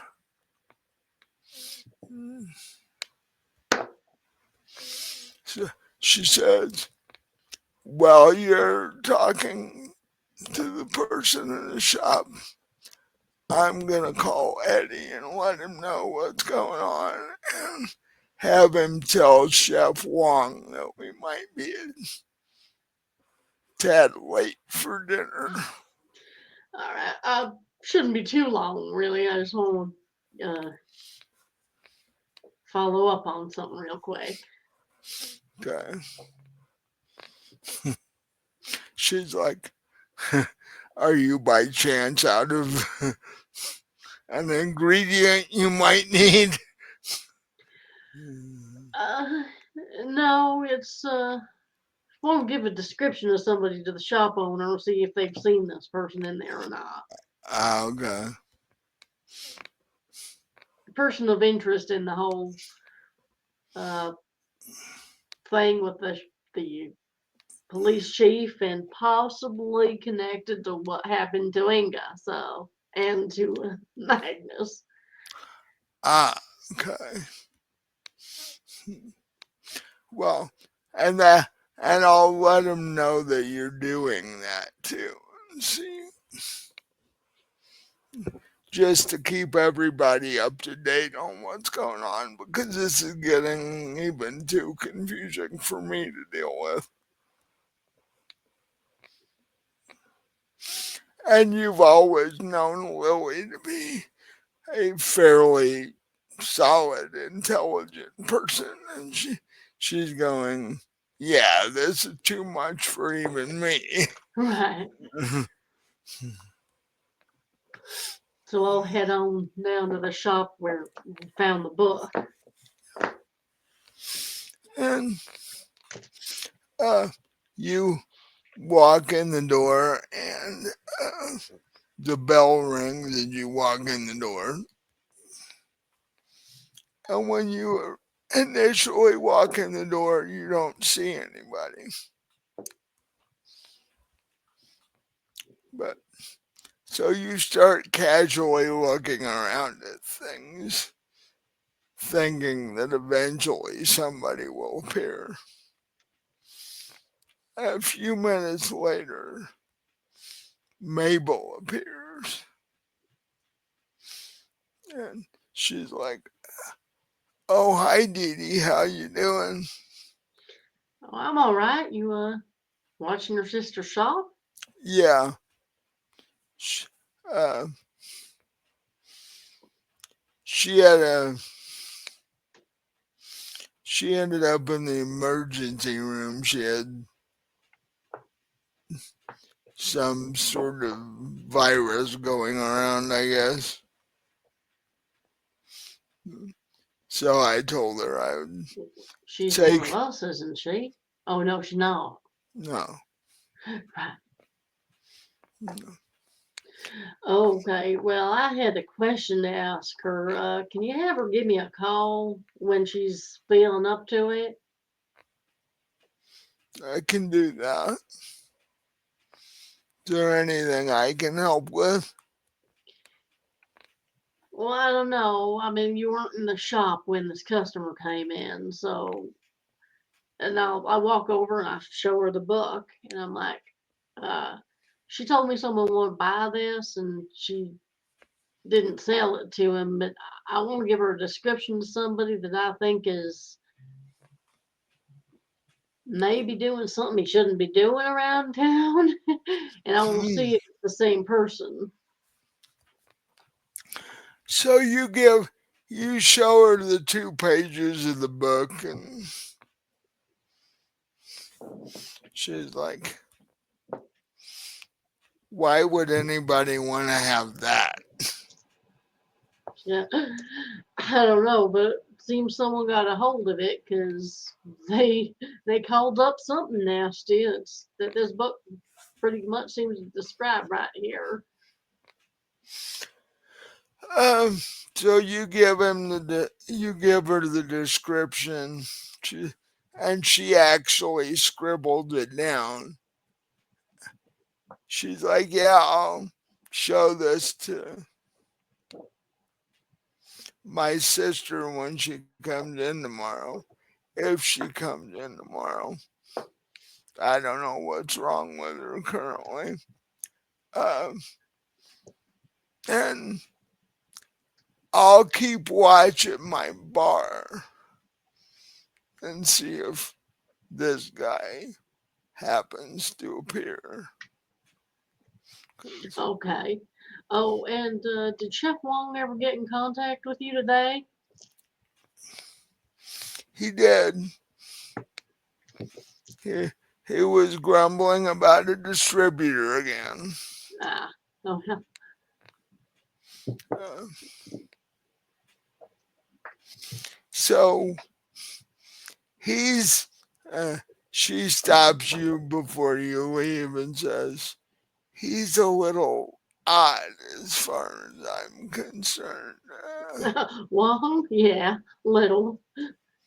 Do you know what his uh, he's tried to invite me to a couple of things, and I'm like, do you know what his intentions are, or has he mentioned such things, or Well, maybe he just likes you. I don't know.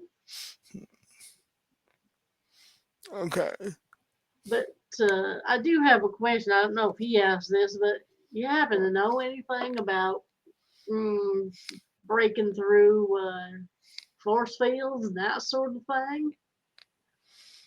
well, there are threshold spells in voodoo that can do that. I would. Do you have any more information than that? Well, Magnus' sister Inga was taken by something. We're thinking the something that got summoned up or the Um, person that summoned it up. And she's being held captive at the university and she's kind of behind her. We can't get to her. She's unconscious and behind some sort of force field thing. where in the university is she? Do you know? I don't remember. Wasn't it a storage shed or something? Yeah. Oh, I'm. I imagine there are a couple.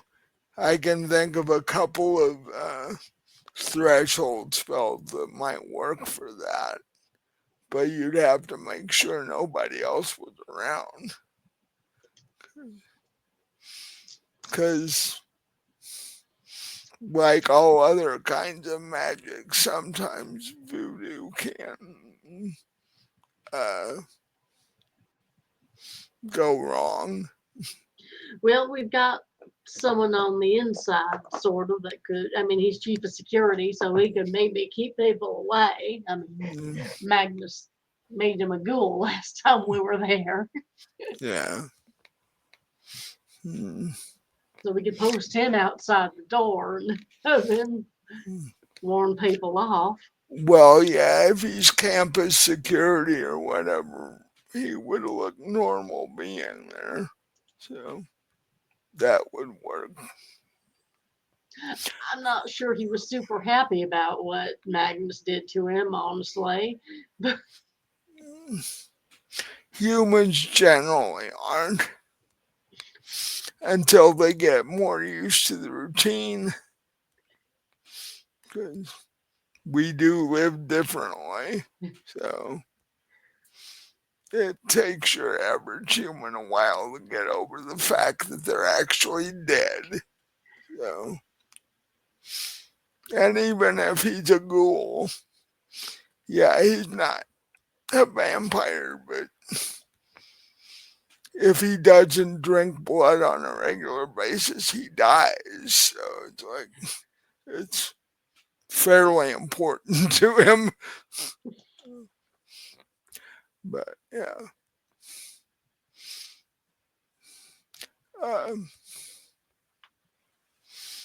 let me look in a couple of books at home that I have. Come to the bar tomorrow, and if Magnus is up to it, bring him with you. All right. Hopefully he will be by tomorrow night, but I'm not really sure. Well, I just want to see how he's doing.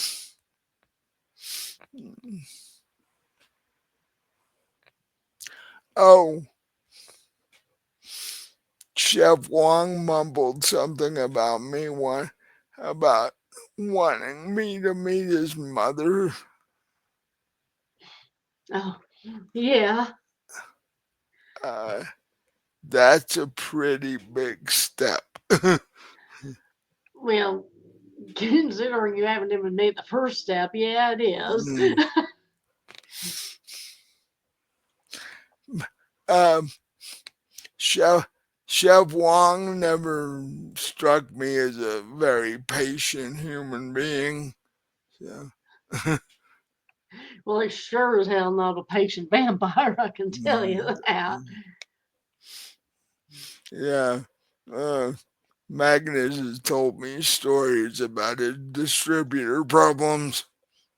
Oh, yeah. Witnessed that firsthand today. Oh, did you? That Yeah. may that may be the reason he was in the attitude he was in when he called me. Sounds like he's having a rough day. Or at least the distributors he's dealing with are having a rough day. Yeah. Mm, mm. But uh, yeah, c- come to the bar tomorrow afternoon or tomorrow evening. Oh, and tell Chef Wong if he's having the ideas that he thinks he's having, that I think he's having. Uh, Tell him he's got to learn some patience because I don't do well with people yelling around me.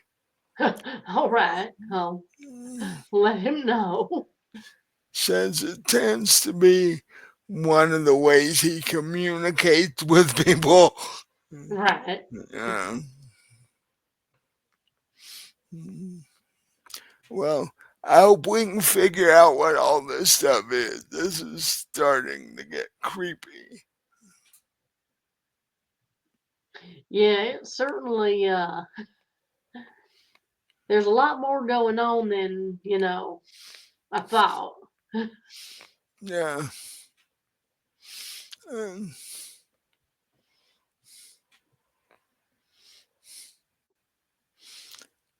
with that, as you're standing there talking, a couple of teenage girls walk in the store.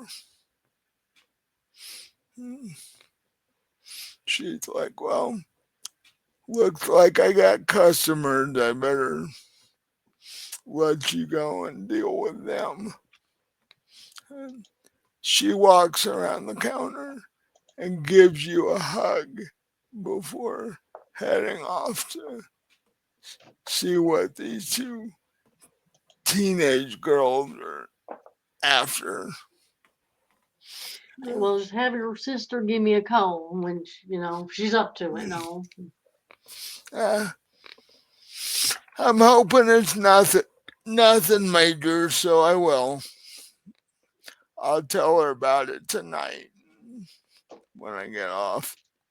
Uh, Remember, come to the bar tomorrow evening and bring Magnus if he's up to it.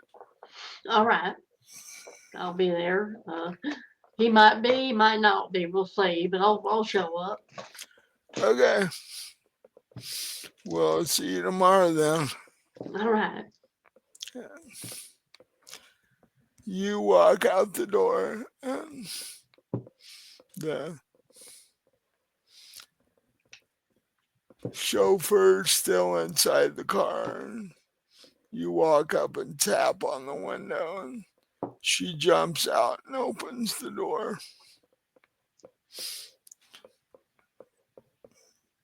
She's like, "Well, did you make any progress?"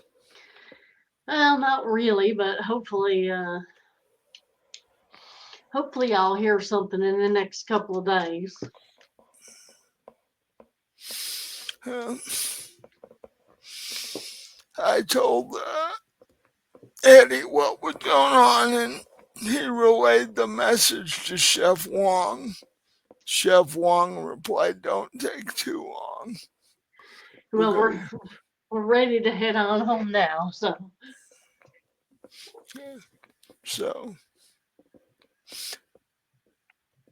you guys weave back up through traffic till you get out of the downtown area. And then it's a fairly easy drive back to Magnus's place. She stops. She pulls into the circle drive and stops in front of the door and jumps out and opens your door.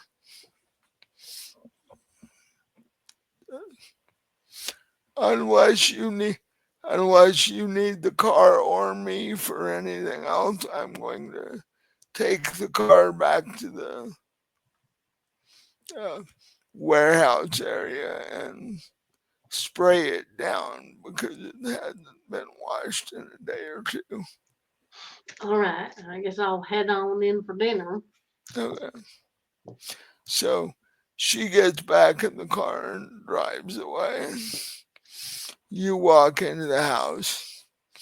First thing you see is Magnus sitting in a recliner in the living room with a furry uh, creature laying in his lap, but her arms are still wrapped around his neck. So she's sort of in half in human form and half in dog form or werewolf form. Yeah. Well, actually, yeah, she's sort of half and half. What happened is it looks like she was changing and fell asleep.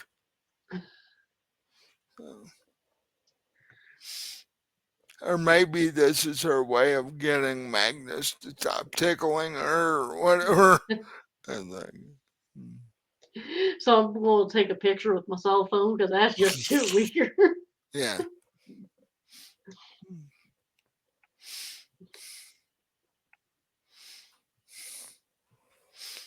Magnus has his eyes closed, but you can't ever tell if he's asleep because he doesn't breathe. Because none of you guys breathe except Sarah. Sarah. Well, that's one good thing though about not breathing is he doesn't snore. Oh, that's true. Hmm.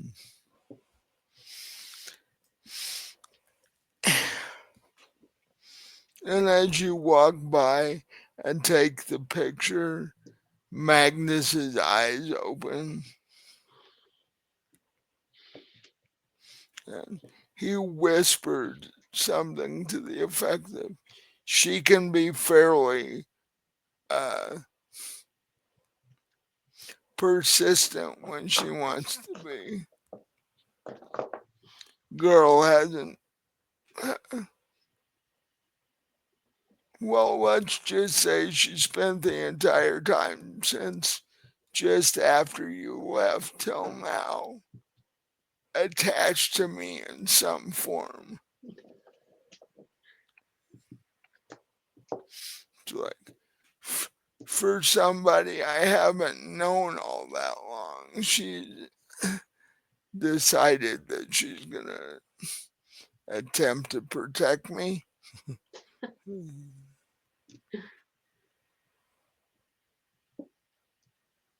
Well, I think that's just a sign that she likes you. I You're part of guess the pack. I guess it's better for a werewolf to like you than to not like you. I would think so, yeah. Yeah, could get a Because she's little. probably had a more positive experience with vampires than most werewolves ever will have. So, Yeah, because historically, all vampires and werewolves do is try and take each other out, which I would think they should work together and take the humans out, but that would sort of give them a food supply problem. yeah, I guess it would. So, Anyway, what's one got fixed up for dinner? I'm hungry. uh, he said it was going to be something special that he's been working on all day long. That's all he would tell me.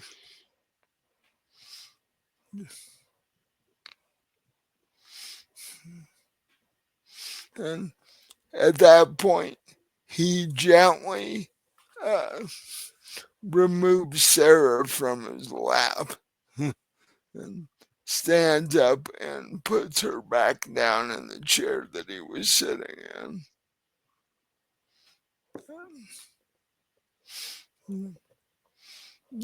You can hear her gently snoring, uh, you know, the way dogs do. And he's like, I'll tell Wong, well, she doesn't eat what we eat, so I'll tell Wong that she's asleep and probably feed her when she gets up. Um, Magnus escorts you into the main dining room, and there is this tray, this silver serving tray at the center of the table. And on this tray is a uh, rather complicated, rather interesting version of a Japanese temple. He he has built this whole little building, uh, sort of similar to when you build uh,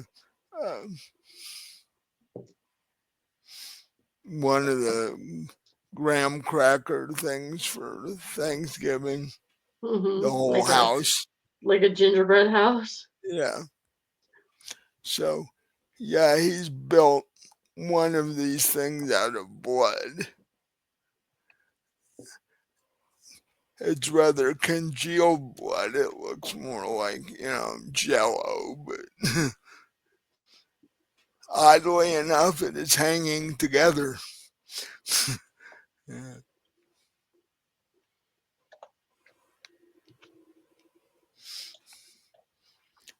And at that point, you see Wong walk out of the kitchen and like, oh, you guys have made it back. Good. We're here. He's like, you guys need to eat this before it sits there too much longer because it's going to start falling apart. Uh, each different part of it has different flavors to it. So the roof tastes different than the walls and all that stuff. So thought thought I'd play around and see what I could come up with. So, so were you guys? Uh, he turned specifically to Dee Dee and goes, "Well, uh, how did your investigating go?" Well, some definitely strange things turned up, like not quite sure what's going on with the sheriff at the sheriff's station, but the deputy sheriff got himself shot, and I saw him at his house, but at the station there was someone saying they were a deputy sheriff, but the real deputy sheriff's never heard of him, so that's sort of suspicious as far as I'm concerned. Yeah, but I could understand that.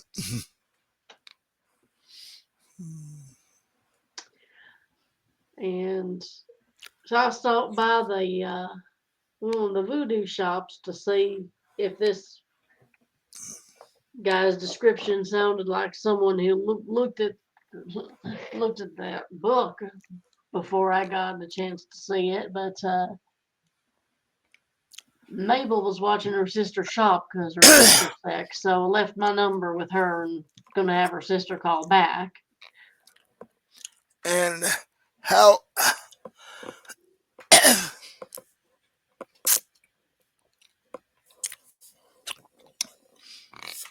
and how is Mabel today, by the way? She seemed all right. Yeah, I talked to her earlier. Uh, probably should have waited to call her because I was talking to her during the whole distributor problem. Yeah, she did sort of notice that. She Yeah, seemed a little confused as to what you want with her, honestly. well, we've barely had time to talk about that with all the stuff going on.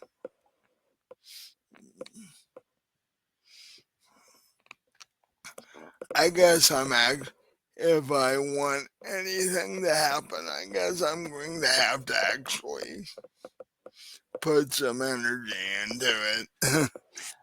Yeah, and you might, don't take this the wrong way, but she kind of wanted me to pass along that she doesn't do well with impatient people. That could be a problem.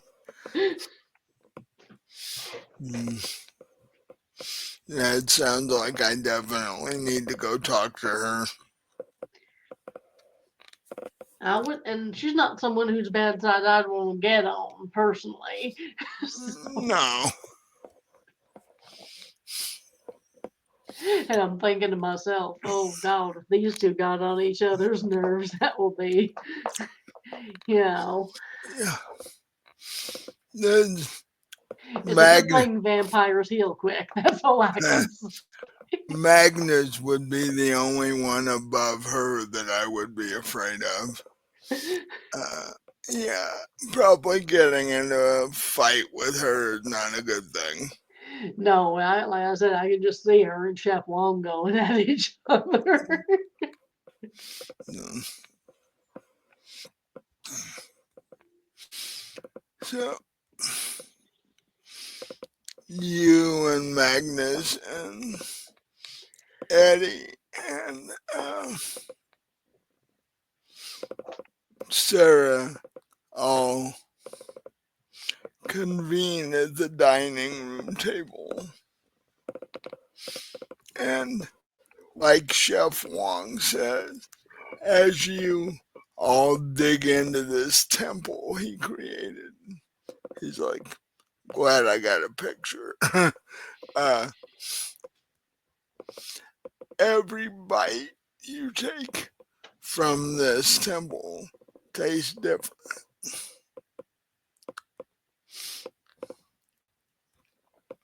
And you can tell by the detail that he spent many hours trying to put this together.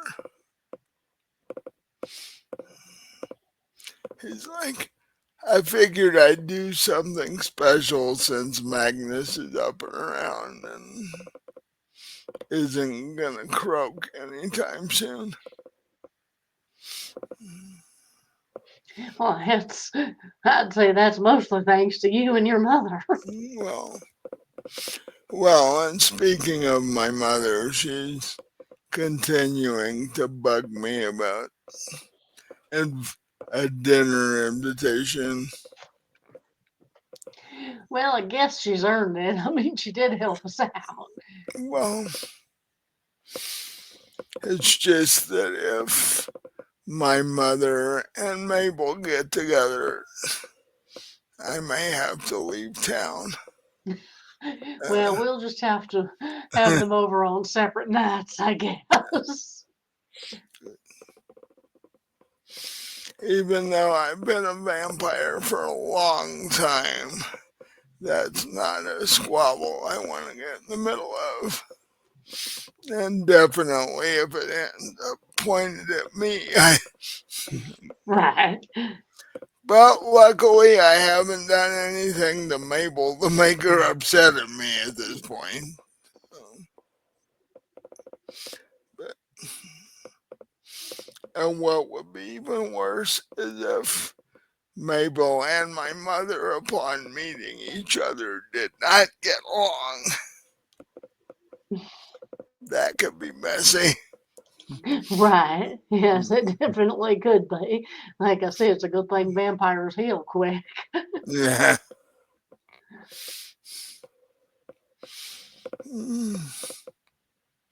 No, I could always see if I could hypnotize my mother, convince her to like Mabel.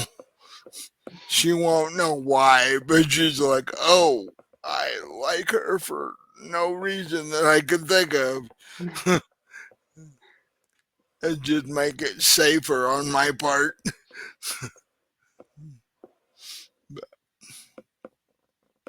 And with that, he goes back into the kitchen and starts the massive cleanup from creating this thing. And you guys pretty much have a leisurely dinner. And after dinner, you guys start talking about what your next moves ought to be.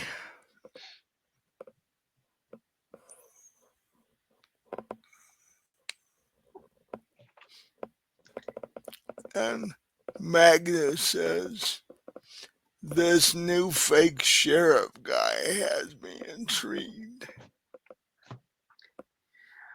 Yeah, that's why I wanted to see if it was the same person that had a look at that book. But yeah, I won't find that out for probably a couple of days. Hmm. I'm sort of wondering if maybe he wanted the deputy sheriff out of the way and, had someone shoot him.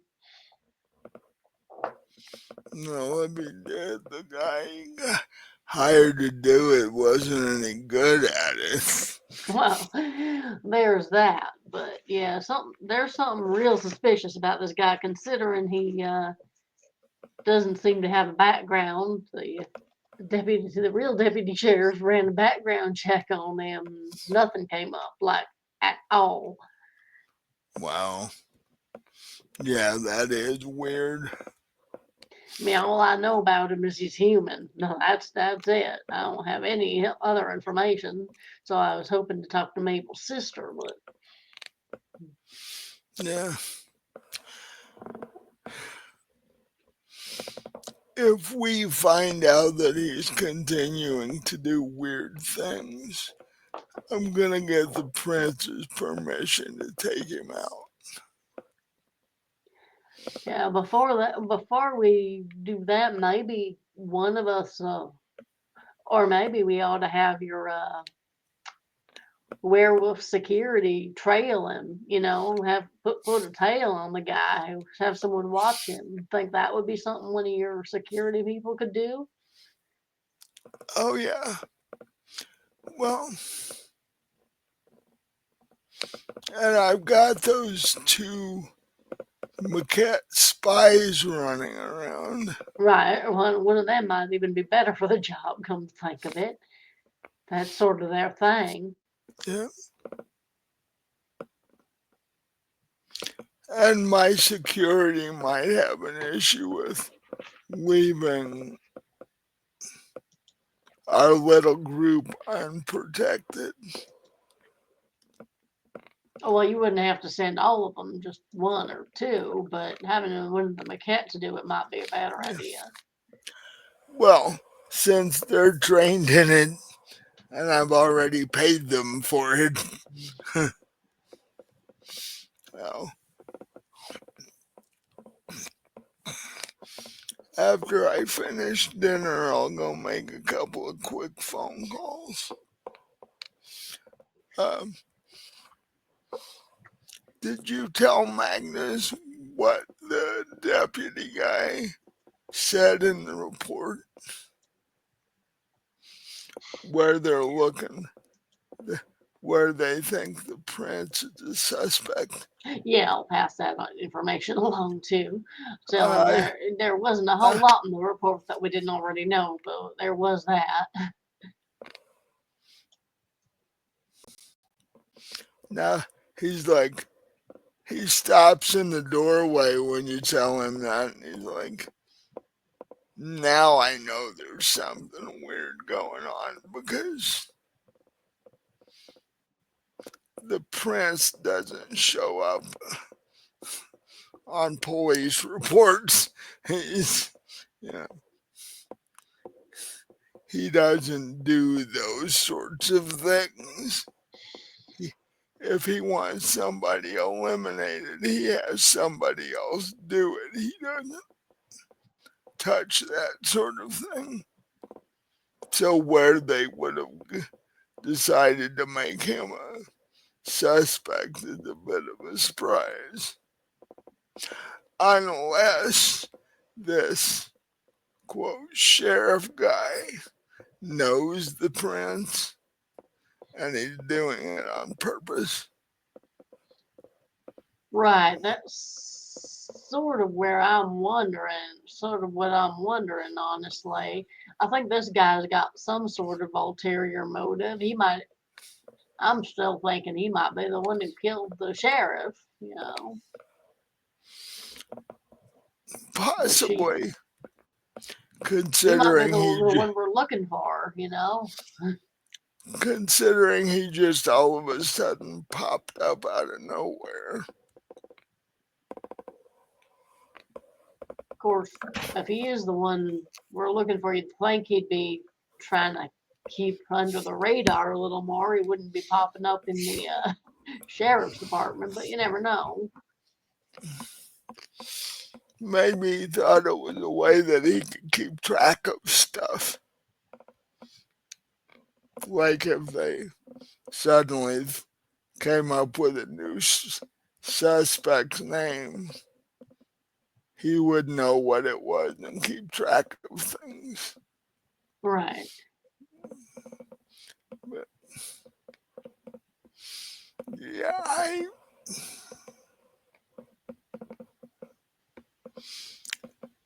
don't know. I think I'll have my two maquette spies track him and see where he ends up. because there there should be no need for him. So that means he's probably got his own ideas.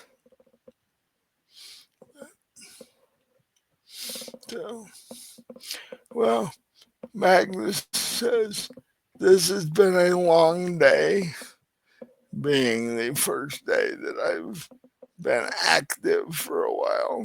Right.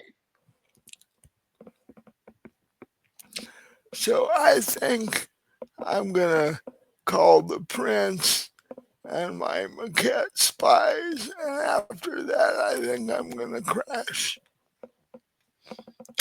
All right. Because even though I feel better, I feel considerably weaker than I should. So, Yeah, we want to get you, back to normal and all. yeah, don't want to wear myself out too much. So, uh,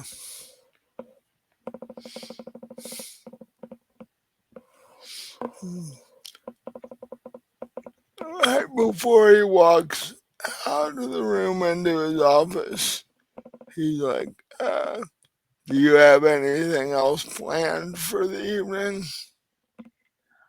Oh, not for the evening, no. Tomorrow night, Mabel wants me to stop in her bar. She wants me to take you too if you think you're up to it. Who knows? A couple of drinks might be a good thing.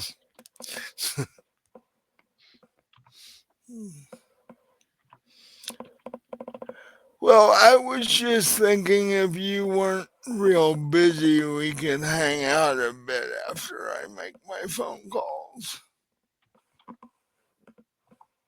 All right. So, so he goes off to his office, and about 10 minutes later, he comes back to the dining room and says, my spies have been alerted to this guy, and I've also told the prince what's going on. Uh, Needless to say, he wasn't real happy about being a suspect in a police report. Oh, I can't imagine he would be. I am a little surprised that he didn't already know. Honestly, you'd think he'd have, you know, feelers out there for that sort of thing. Oh, the the idea that he floated to me was that it's all made up by this supposed sheriff guy, Right. because we hadn't seen anything like that before he showed up.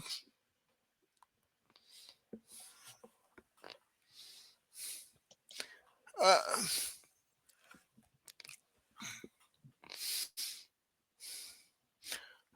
he said he's going to see where it goes for the next day or two, if anywhere, and if he needs to have a couple of his associates politely pay this man a visit, uh, he'll take care of that. Because him being the prince, he doesn't have to ask anybody for permission to do anything. Right. So, yeah, he's really not somebody this guy should be going up against. Because he has no idea who this guy is, who the prince is. They might find him in a grave somewhere by morning. Because the prince, near the end of the phone call, was like hissing his words, which he's sounded kind of upset as far as I'm concerned. Yeah, he probably wasn't. It doesn't sound like he was super thrilled with the whole situation. Yeah, I wouldn't annoy him further, if you know what I mean. 'Cause, Right. Yeah, I've got no intentions of that. well, you're fine. I just want to see what the stupid fake cop dude tries.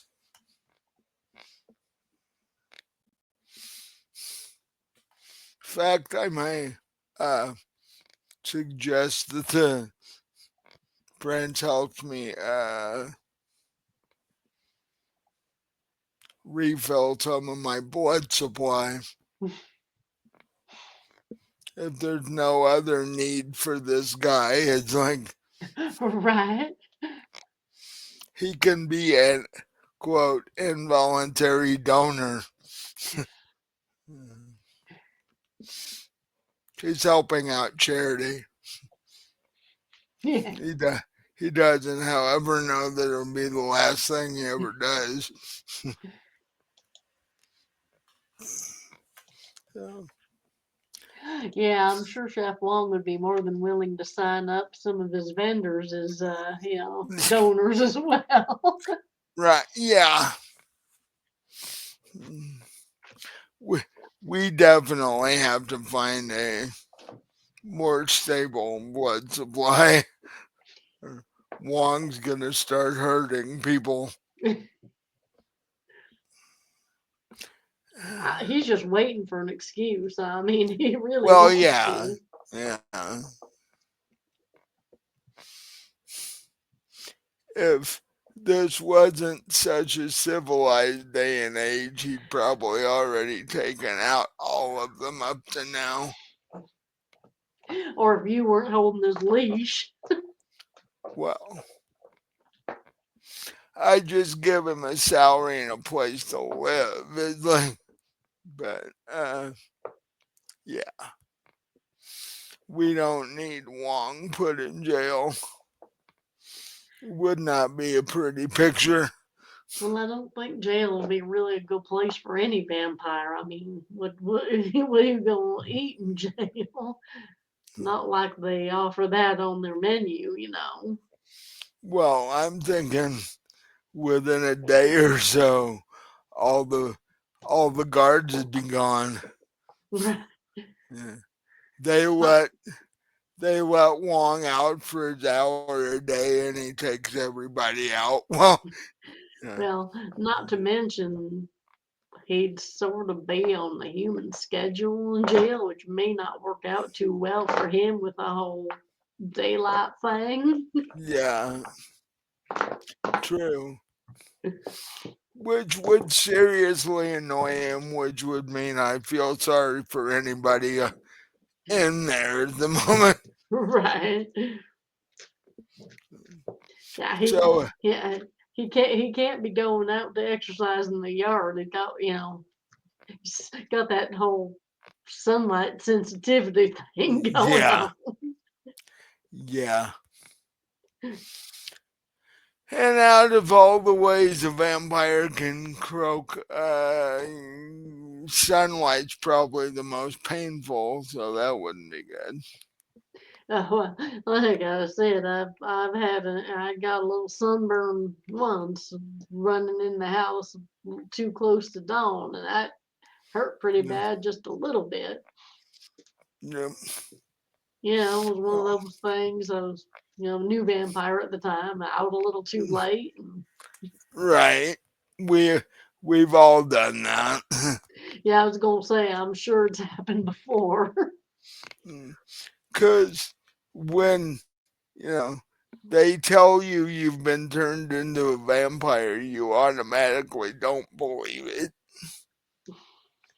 Cause you're still going by the fact that vampires don't exist.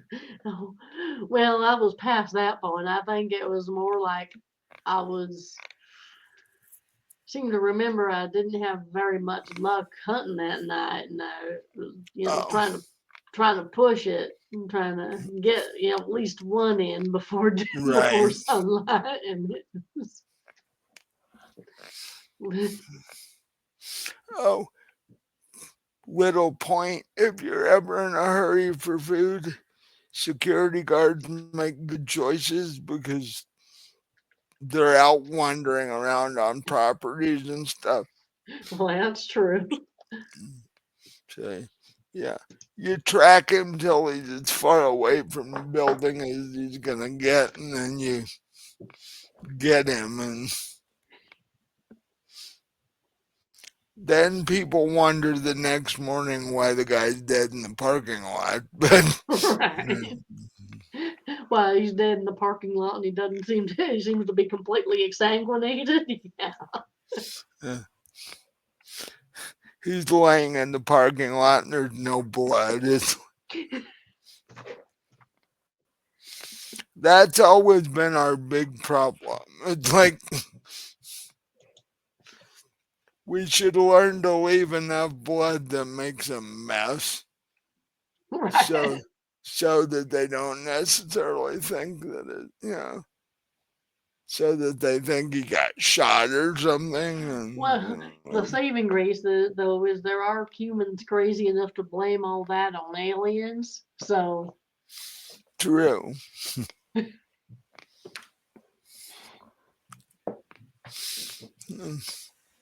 Yeah, humans being crazy can be helpful from time to time. Hey, like, well, I'm think I'm gonna crash for the day, uh, or yeah, for the day, and I was sort of just hoping to relax with you a bit if there's nothing else you need to be doing. nah, I could turn in. Because last couple of days hasn't been a whole lot of fun. So, No, a little stressful, actually.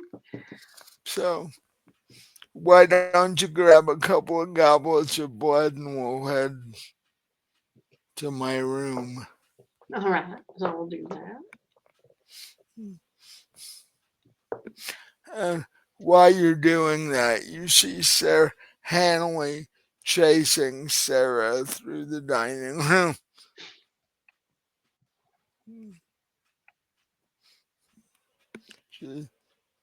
He's like, you put a goblet of blood down and turn to do something and it's gone.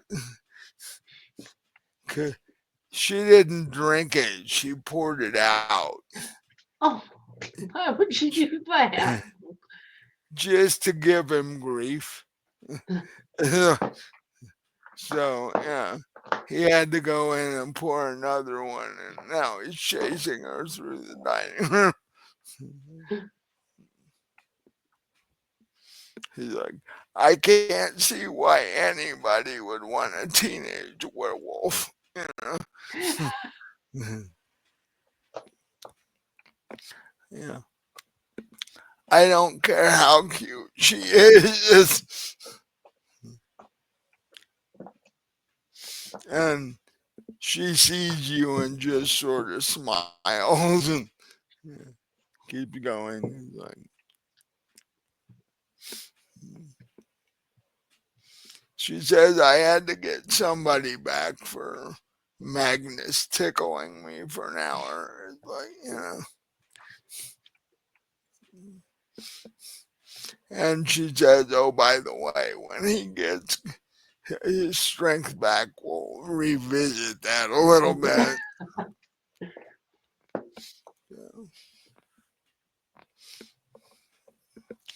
And so you take the goblets of blood into Magnus's room, and he's laying there propped up, waiting for you to come over. I'm gonna go feed the beast real quick. Speaking of werewolves. Well, see, that's good timing.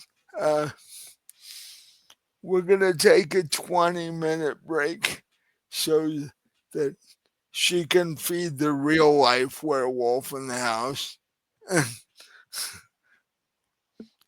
Because Chase looks more like a werewolf than Harley does. Yeah.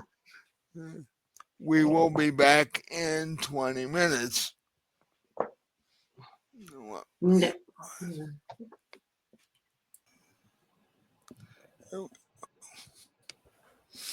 Okay, so before the break, Magnus made a couple of phone calls and you brought goblets of blood into his room for the two of you. And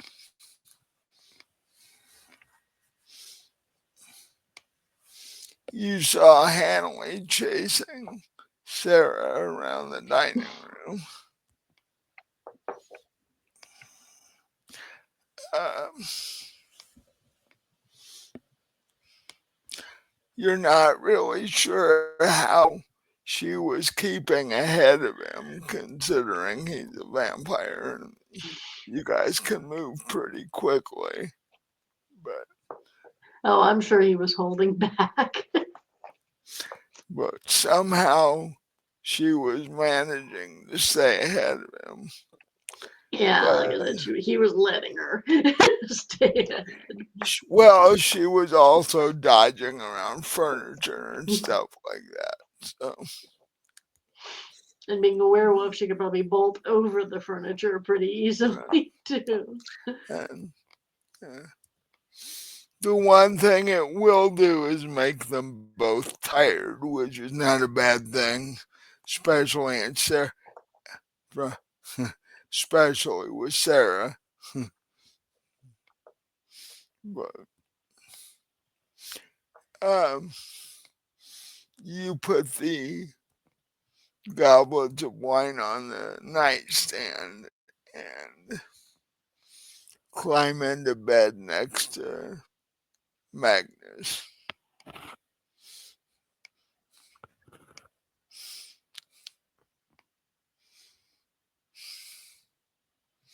He's watching an old 50s vampire movie called White Zombie. It's Bela Lugosi's first movie after he did the whole Dracula thing. Yeah, crappy movie. In fact, it practically ended his career at that Oh, point. really? It was that bad. And he had since been relegated to playing uh he was after that he was typecast and he never played anything other than Dracula after that. But he did it several times, so he made bunches of money, but that's the only thing he ever did. Uh, you climb in next to Magnus and he goes, if you need a good laugh, watch an old vampire movie because they're horrible. You, you know, because nobody's ever walked up to one of us and asked us how to make a real vampire movie. Right. But, so, but you get settled in and he puts his arms around you and goes, I know this wasn't what you were banking on when we were talking about a New Orleans vacation, but Well, pretty sure it's not what either of us were banking on. Well, any of us were, honestly. no. Although I think if Chef Wong calms down a little bit, he could end up with Mabel, but that in itself could be scary. Right. Well, I mean, I don't think Hanley really expected to be thrown into all this either. This is gonna be vacation for him and Sarah too. Yeah, like he's probably like, yeah, if I wanted to do this much work, I'd have stayed at my strip club. Although Hanley hasn't been doing a lot of the investigating or anything. Well, somebody's got to stay and watch Sarah. Yeah, that's mainly what he's been up to. But I mean, it's not quite as unstressful as any of us were hoping, I don't think. I mean, Oh, what with Inga and all, I mean, none of us were expecting something like that. yeah. Oh, what will happen to you? Yeah, those two things the prince is even wondering about because this isn't normal. There's Magnus said there's got to be somebody out there practicing a high level of magic for this to be happening. Well, I have a question, and I mean, you know them better than I do, and all, of course, but you don't think there's any chance the prince could be behind all this, do you? No. Magnus says I've known the prince for years since I moved to New Orleans. There wouldn't be anything for him to gain out of this.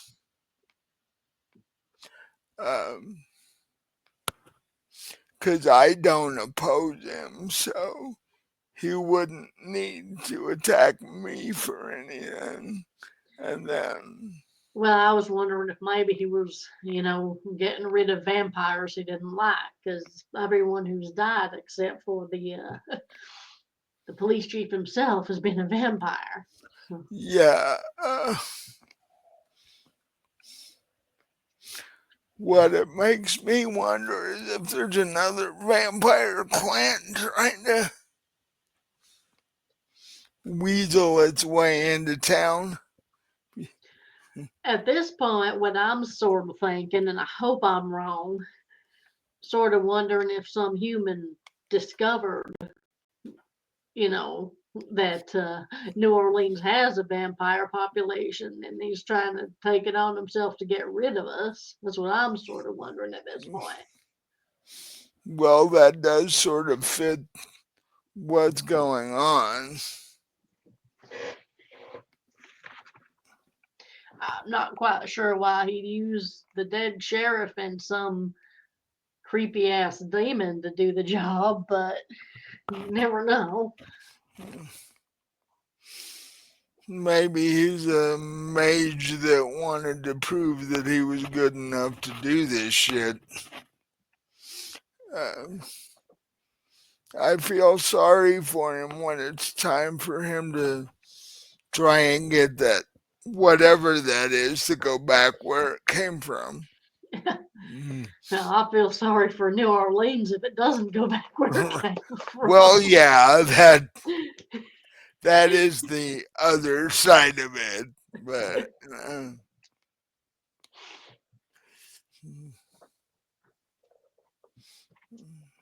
You might end up living in Kentucky with me if yeah, if New Orleans goes considerably downhill, I just might, yeah.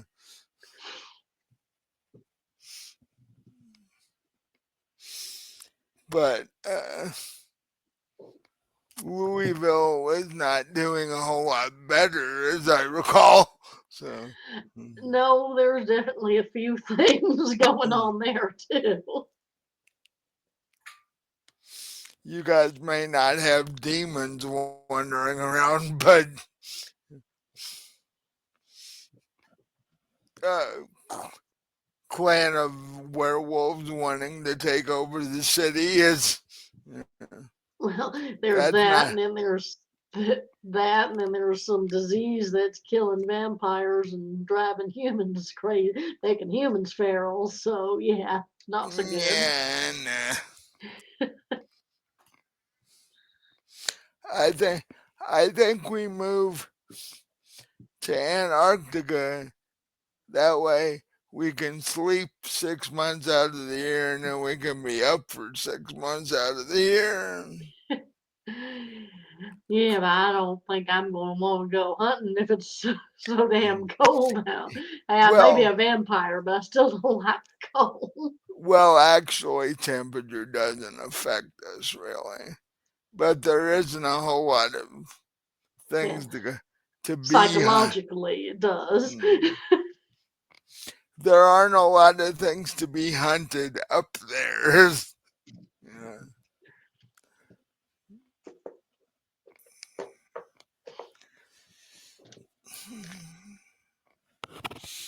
I think if Chef Wong and Mabel get together, I may move to Louisville anyway. Stay out of harm's way. That way I don't have to deal with those two. Because I'm going to be the go between those two. Oh, I don't think you'd want that at all. No, I don't. That's what I'm saying. It's like, no. Now you need to get one of your werewolf security guards to be the go-between. Yeah. Have the werewolves tie them both up at opposite sides of the room and make them figure this shit out.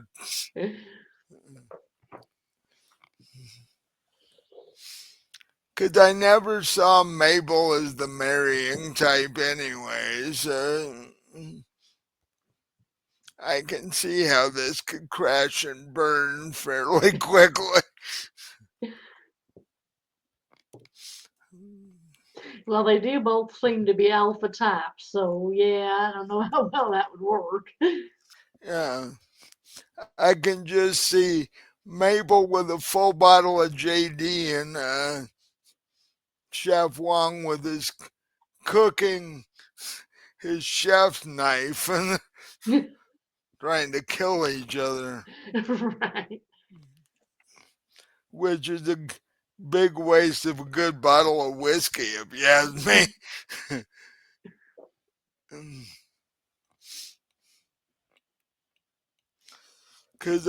Cause you're not gonna kill either one of them with a chef's knife and a bottle of whiskey. So No, but you might you might wake up the next night and go into the kitchen and find Chef Wong staked on the kitchen floor. well, yeah. If he pisses her off too much, yeah. Cause she, I don't think he'd be too happy with that at all.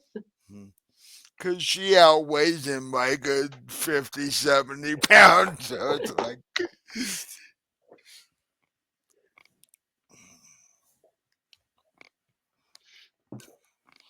my advice for Chef Wong is just to keep cooking her things and make her happy. It's like, Right. it's like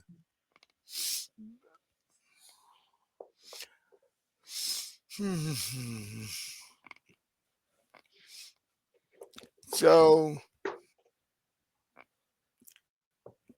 is heading to Mabel the only thing you were thinking of doing tomorrow night? That's the only plan I've got so far. Yeah.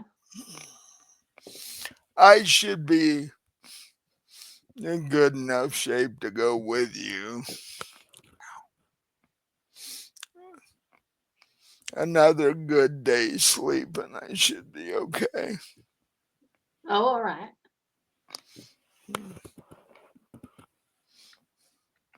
She seemed to want us both there, so that's good. Yeah, well, that makes me think she's got something to tell me, which with Mabel, that could always be interesting. Uh, Well, I was asking her about what she might happen to know about barriers, spells, and that sort of thing. So maybe she'll be able to help us out getting to your sister. oh, okay. Well, that could be useful information. Uh,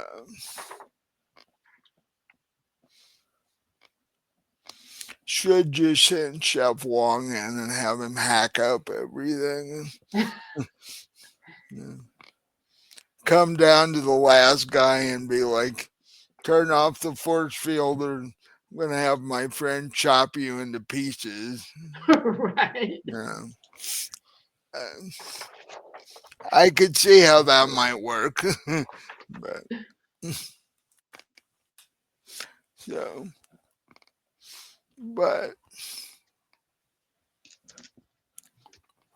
And hopefully her sister will give me a call tomorrow or the day after and let me know if the fake sheriff is the same guy that was interested in the book.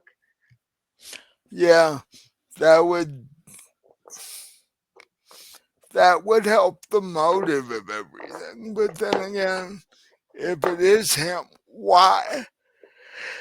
Well, that's something we'd have to, ask him if we could get a hold of him. And also, who I don't think some guy like that is the major person behind all this. We So, don't know that we could be.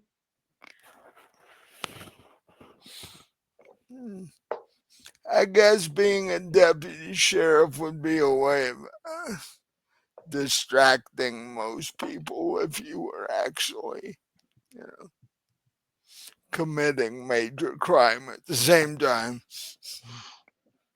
I mean, he obviously knows something about what's going on, might have a hand in some of it at least. So Yeah, I'd like to, get a hold of him. That should be easy enough. He's right down at the yeah, sheriff's department.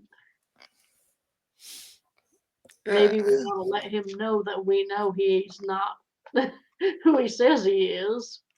Well, if we do that, he might bolt, though.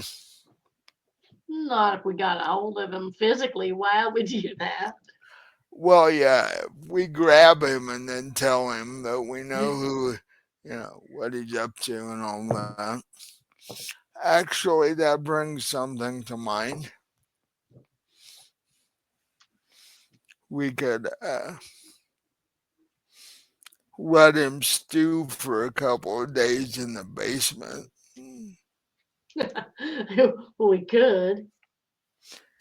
See what he comes up with at that point. Yeah, because even if he's not the man, I mean, maybe he'd give us some. Maybe he'd give up what's really going on.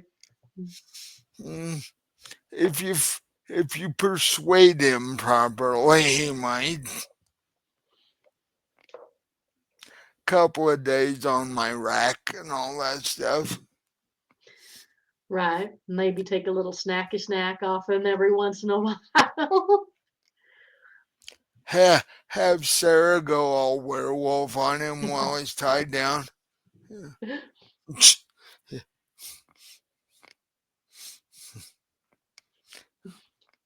She, Especially if we send her in human form and he's like, what the hell? That's a little girl. And then yeah, suddenly she's in his face eh, snapping and eh, everything. eh. Well, she doesn't even switch, and she just comes in and starts beating the crap out of it. But, yeah. Then you walk in about halfway through and go, you know, uh, we had to stop her from killing people several times. You might want to talk to her.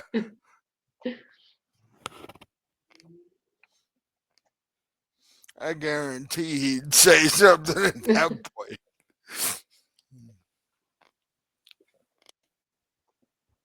Actually, what might really scare him is if she didn't switch, she just turned her head into a wolf, and she was Yeah, so this little girl's body with this wolf head right.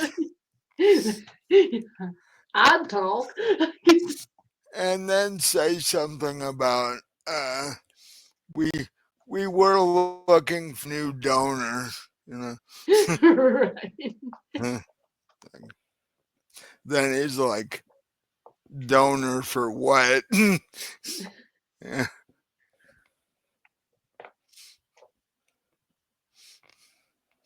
You do realize we are gonna have to kill him, however. Because if we do this and he gets free, you know, we can't let him go around telling everybody what Sarah is. Well, of course, but it would be nice if we could get some information out of him before we did. Well, yeah, that's the ultimate goal, yes. I mean, if we don't, we don't. It would still be fun enough to kill him. But Yeah. Because it's not like we're taking out a police officer. Who the hell knows who this guy is? So, actually, we probably ought to just let Sarah kill him. She was commenting today that it's been a while since she's had human for dinner. well, yeah, that's true. I try and limit that so she doesn't get too much of a taste for humans. Yeah, but if he's mixed up in some shit that he shouldn't be, then Well, yeah, if he's as sleazy as we think he is, then no, all bets are off. But uh, and at that point, he squeezes you and kisses you, and he's like, some point soon, we're gonna use the basement for more fun activities. Even though this will be fun, it's not really the kind of thing I want to do down there. right. Well, hopefully we'll get a minute.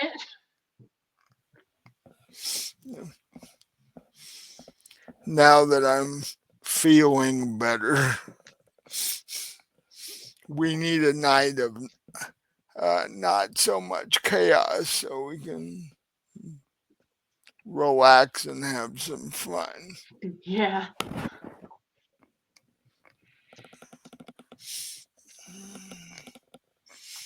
Well, at that point, he says, you know what? I'm feeling kind of tired, so maybe we should call it a day, as it were. Yeah, it's about that time, I think. You guys have been running around and wearing yourself out all day, all night. And if we're gonna have some fun with a fake police officer tomorrow, we need our energy. Right. Maybe we should ask if Hanley wants to play, because you you know his affinity for cops. So, Yeah. because you were there when he took out the first four of them. So, Yes. mm, and he hasn't been real active, so we might ask him to if he wants to help. And with that, he wraps his arms around you, and it doesn't take him very long to fade off into be and unconsciousness. And the last thought that you have before you do the same is that this has to be the weirdest vacation you've ever had in your life. Right. And with we will call the game for tonight because it's approaching quarter to midnight. So, Yeah. no. Did you have fun? Yes, I did. Hopefully, the people that see this will enjoy it too. Um, like and subscribe and all that fun stuff.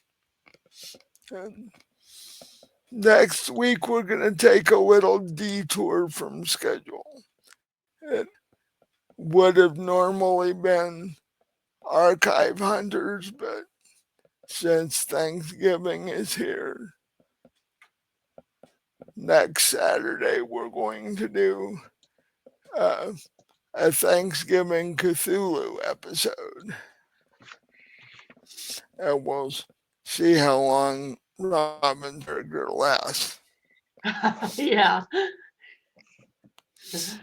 Hopefully, a couple hours. Well, ultimately, you hope that you like survive without any heavy mental damage. Yeah, that doesn't happen in Cthulhu, though. Very rare occasions. I think everybody survived the first Cthulhu I did, and then after that, no. Yeah. Well, since I've been the only one playing Cthulhu, I've never survived. Like I survived Well, okay when it was me and other people, but I haven't survived a right. single game that I played by myself with you. It's because you're on your own. You don't have any help. Right. Well, no, I did survive one game, but I was like one of only three survivors in the world, so that was Right. probably not a whole lot better than not surviving. Well, and technically, you could say the one game where you were turned into an eldritch monster, Well, yeah, you I s- technically survived. You just weren't in your original form anymore. right, yes. Well, that's because the only choice you gave me was to become an eldritch monster or die. So,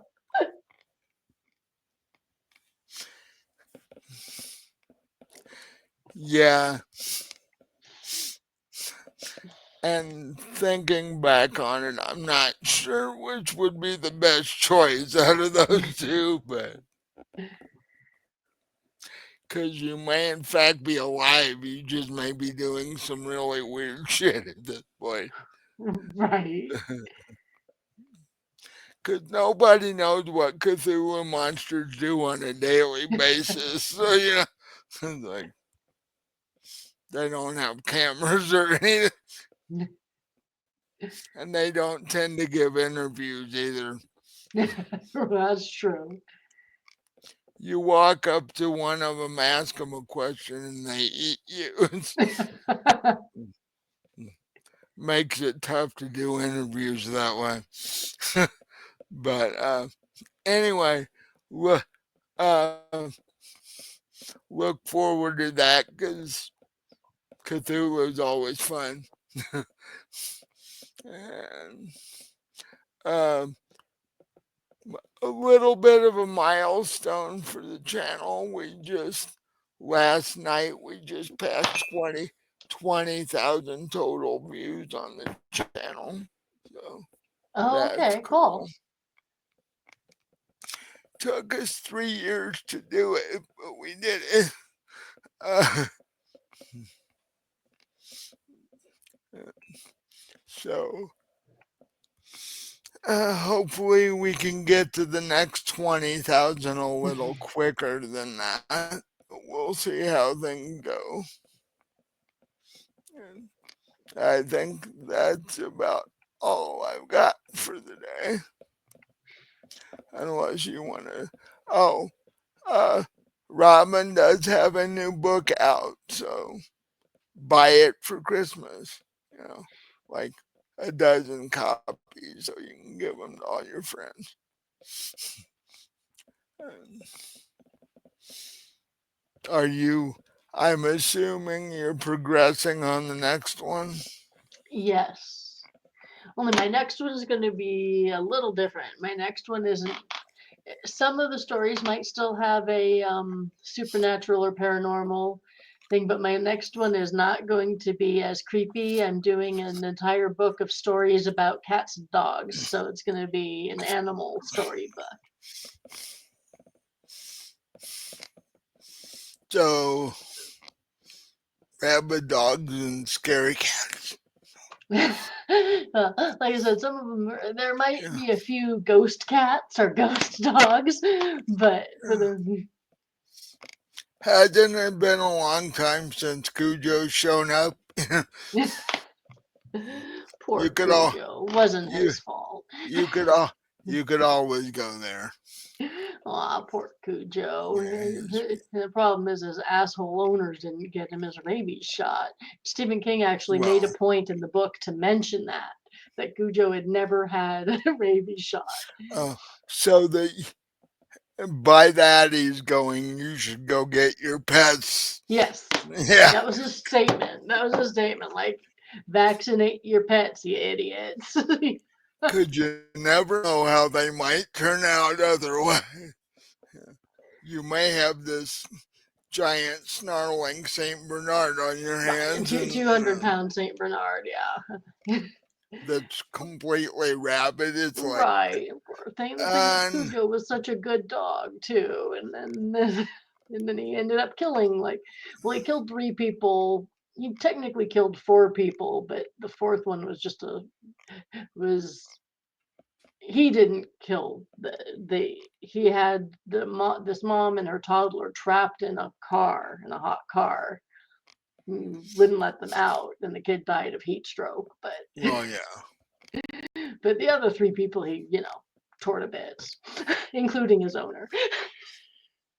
Well, he could have let them out and just ate them after they came out. Right? Yeah. No, he kept throwing himself at the car and snarling and shit. He did actually bite the mom. She ended up having rabies treatments, and she was okay. But No, but the kid I don't know died. why. I don't know why she would care after the kid died, but yeah. And what really pissed me off was the movie. They stayed pretty close to the book up till the end, and in the end, they rescue the kid and he survives. It's like, oh fuck no. No, no, no, no, no. No. No Oh, happy so, endings. No. well, they gotta have movies with happy endings, or people don't go I watch know, them. but they always fuck up Stephen King's books when they make movies. They change way too much and it just sucks. It's like, no, you can't do that. It's why I There's a like. there's a few there's a few exceptions. Like The Green Mile was a really good movie. Misery was pretty good. It's why I like Japanese martial art movies, because everybody dies. No, no, even the good guys die in those. It's like nobody survives. So, which is more realistic than. Right. Yeah. Oh, and in the movie Cujo, legit, some scenes were filmed with a guy in a dog suit. They I thought it used was like fun. four. They used like three or four different Saint Bernards. They used a mechanical dog head, and they and they used a guy in a Saint Bernard And suit. then they had the one guy at the St. Bernard suit. And Hopefully they. apparently the Saint Bernards, they actually had to tie their tails to their leg because they were wagging their tails because they were happy to be Oh, doing this. Like, no, this dog's supposed to be rabid. It can't be happy. right. So how did the guy in the dog suit play the rabid dog though? I think I think they used actually they might have used him in the scene with the car. I'm not sure exactly where they No. used him. Oh no, they for that one they used a dog because I remember reading to get the dog to jump at the car, they'd put its favorite toy on the dashboard. So the dog would just like attack the front of the car. So I'm not sure what they used him for. I'd have to read. Or you could cover the uh, driver's side door in like steak juice or something. Right. It'd be like, rah! So, but Yeah, it was a but no, the book is actually like my favorite Stephen King book, mainly because the character, like the way the characters interact with each other, and the characters themselves seem so real. They seem like real people rather than book characters. However, That's cool. Stephen King doesn't actually remember writing that book because that was in the middle of his coke phase. He was totally coked up. When he wrote Cujo, he doesn't even remember writing it, according to him. So, That um, happens. Saw an interview with Ringo Starr once, and he said, I've played all over the world and I don't remember half of them because he was on so many things. So apparently that's a thing that happens. right. Your memory just goes bluey. And Uh, yet it's like my favorite book of his. I don't know. yeah. Um, anyway, uh, we'll say goodnight for now. See you next time. Yep. And watch next week for our uh, Thanksgiving Cthulhu. Uh, haven't decided what I'm going to do with the turkey and that yet. But I'll get my character backstory to you before then, of course. okay. So, uh, good night. There we go.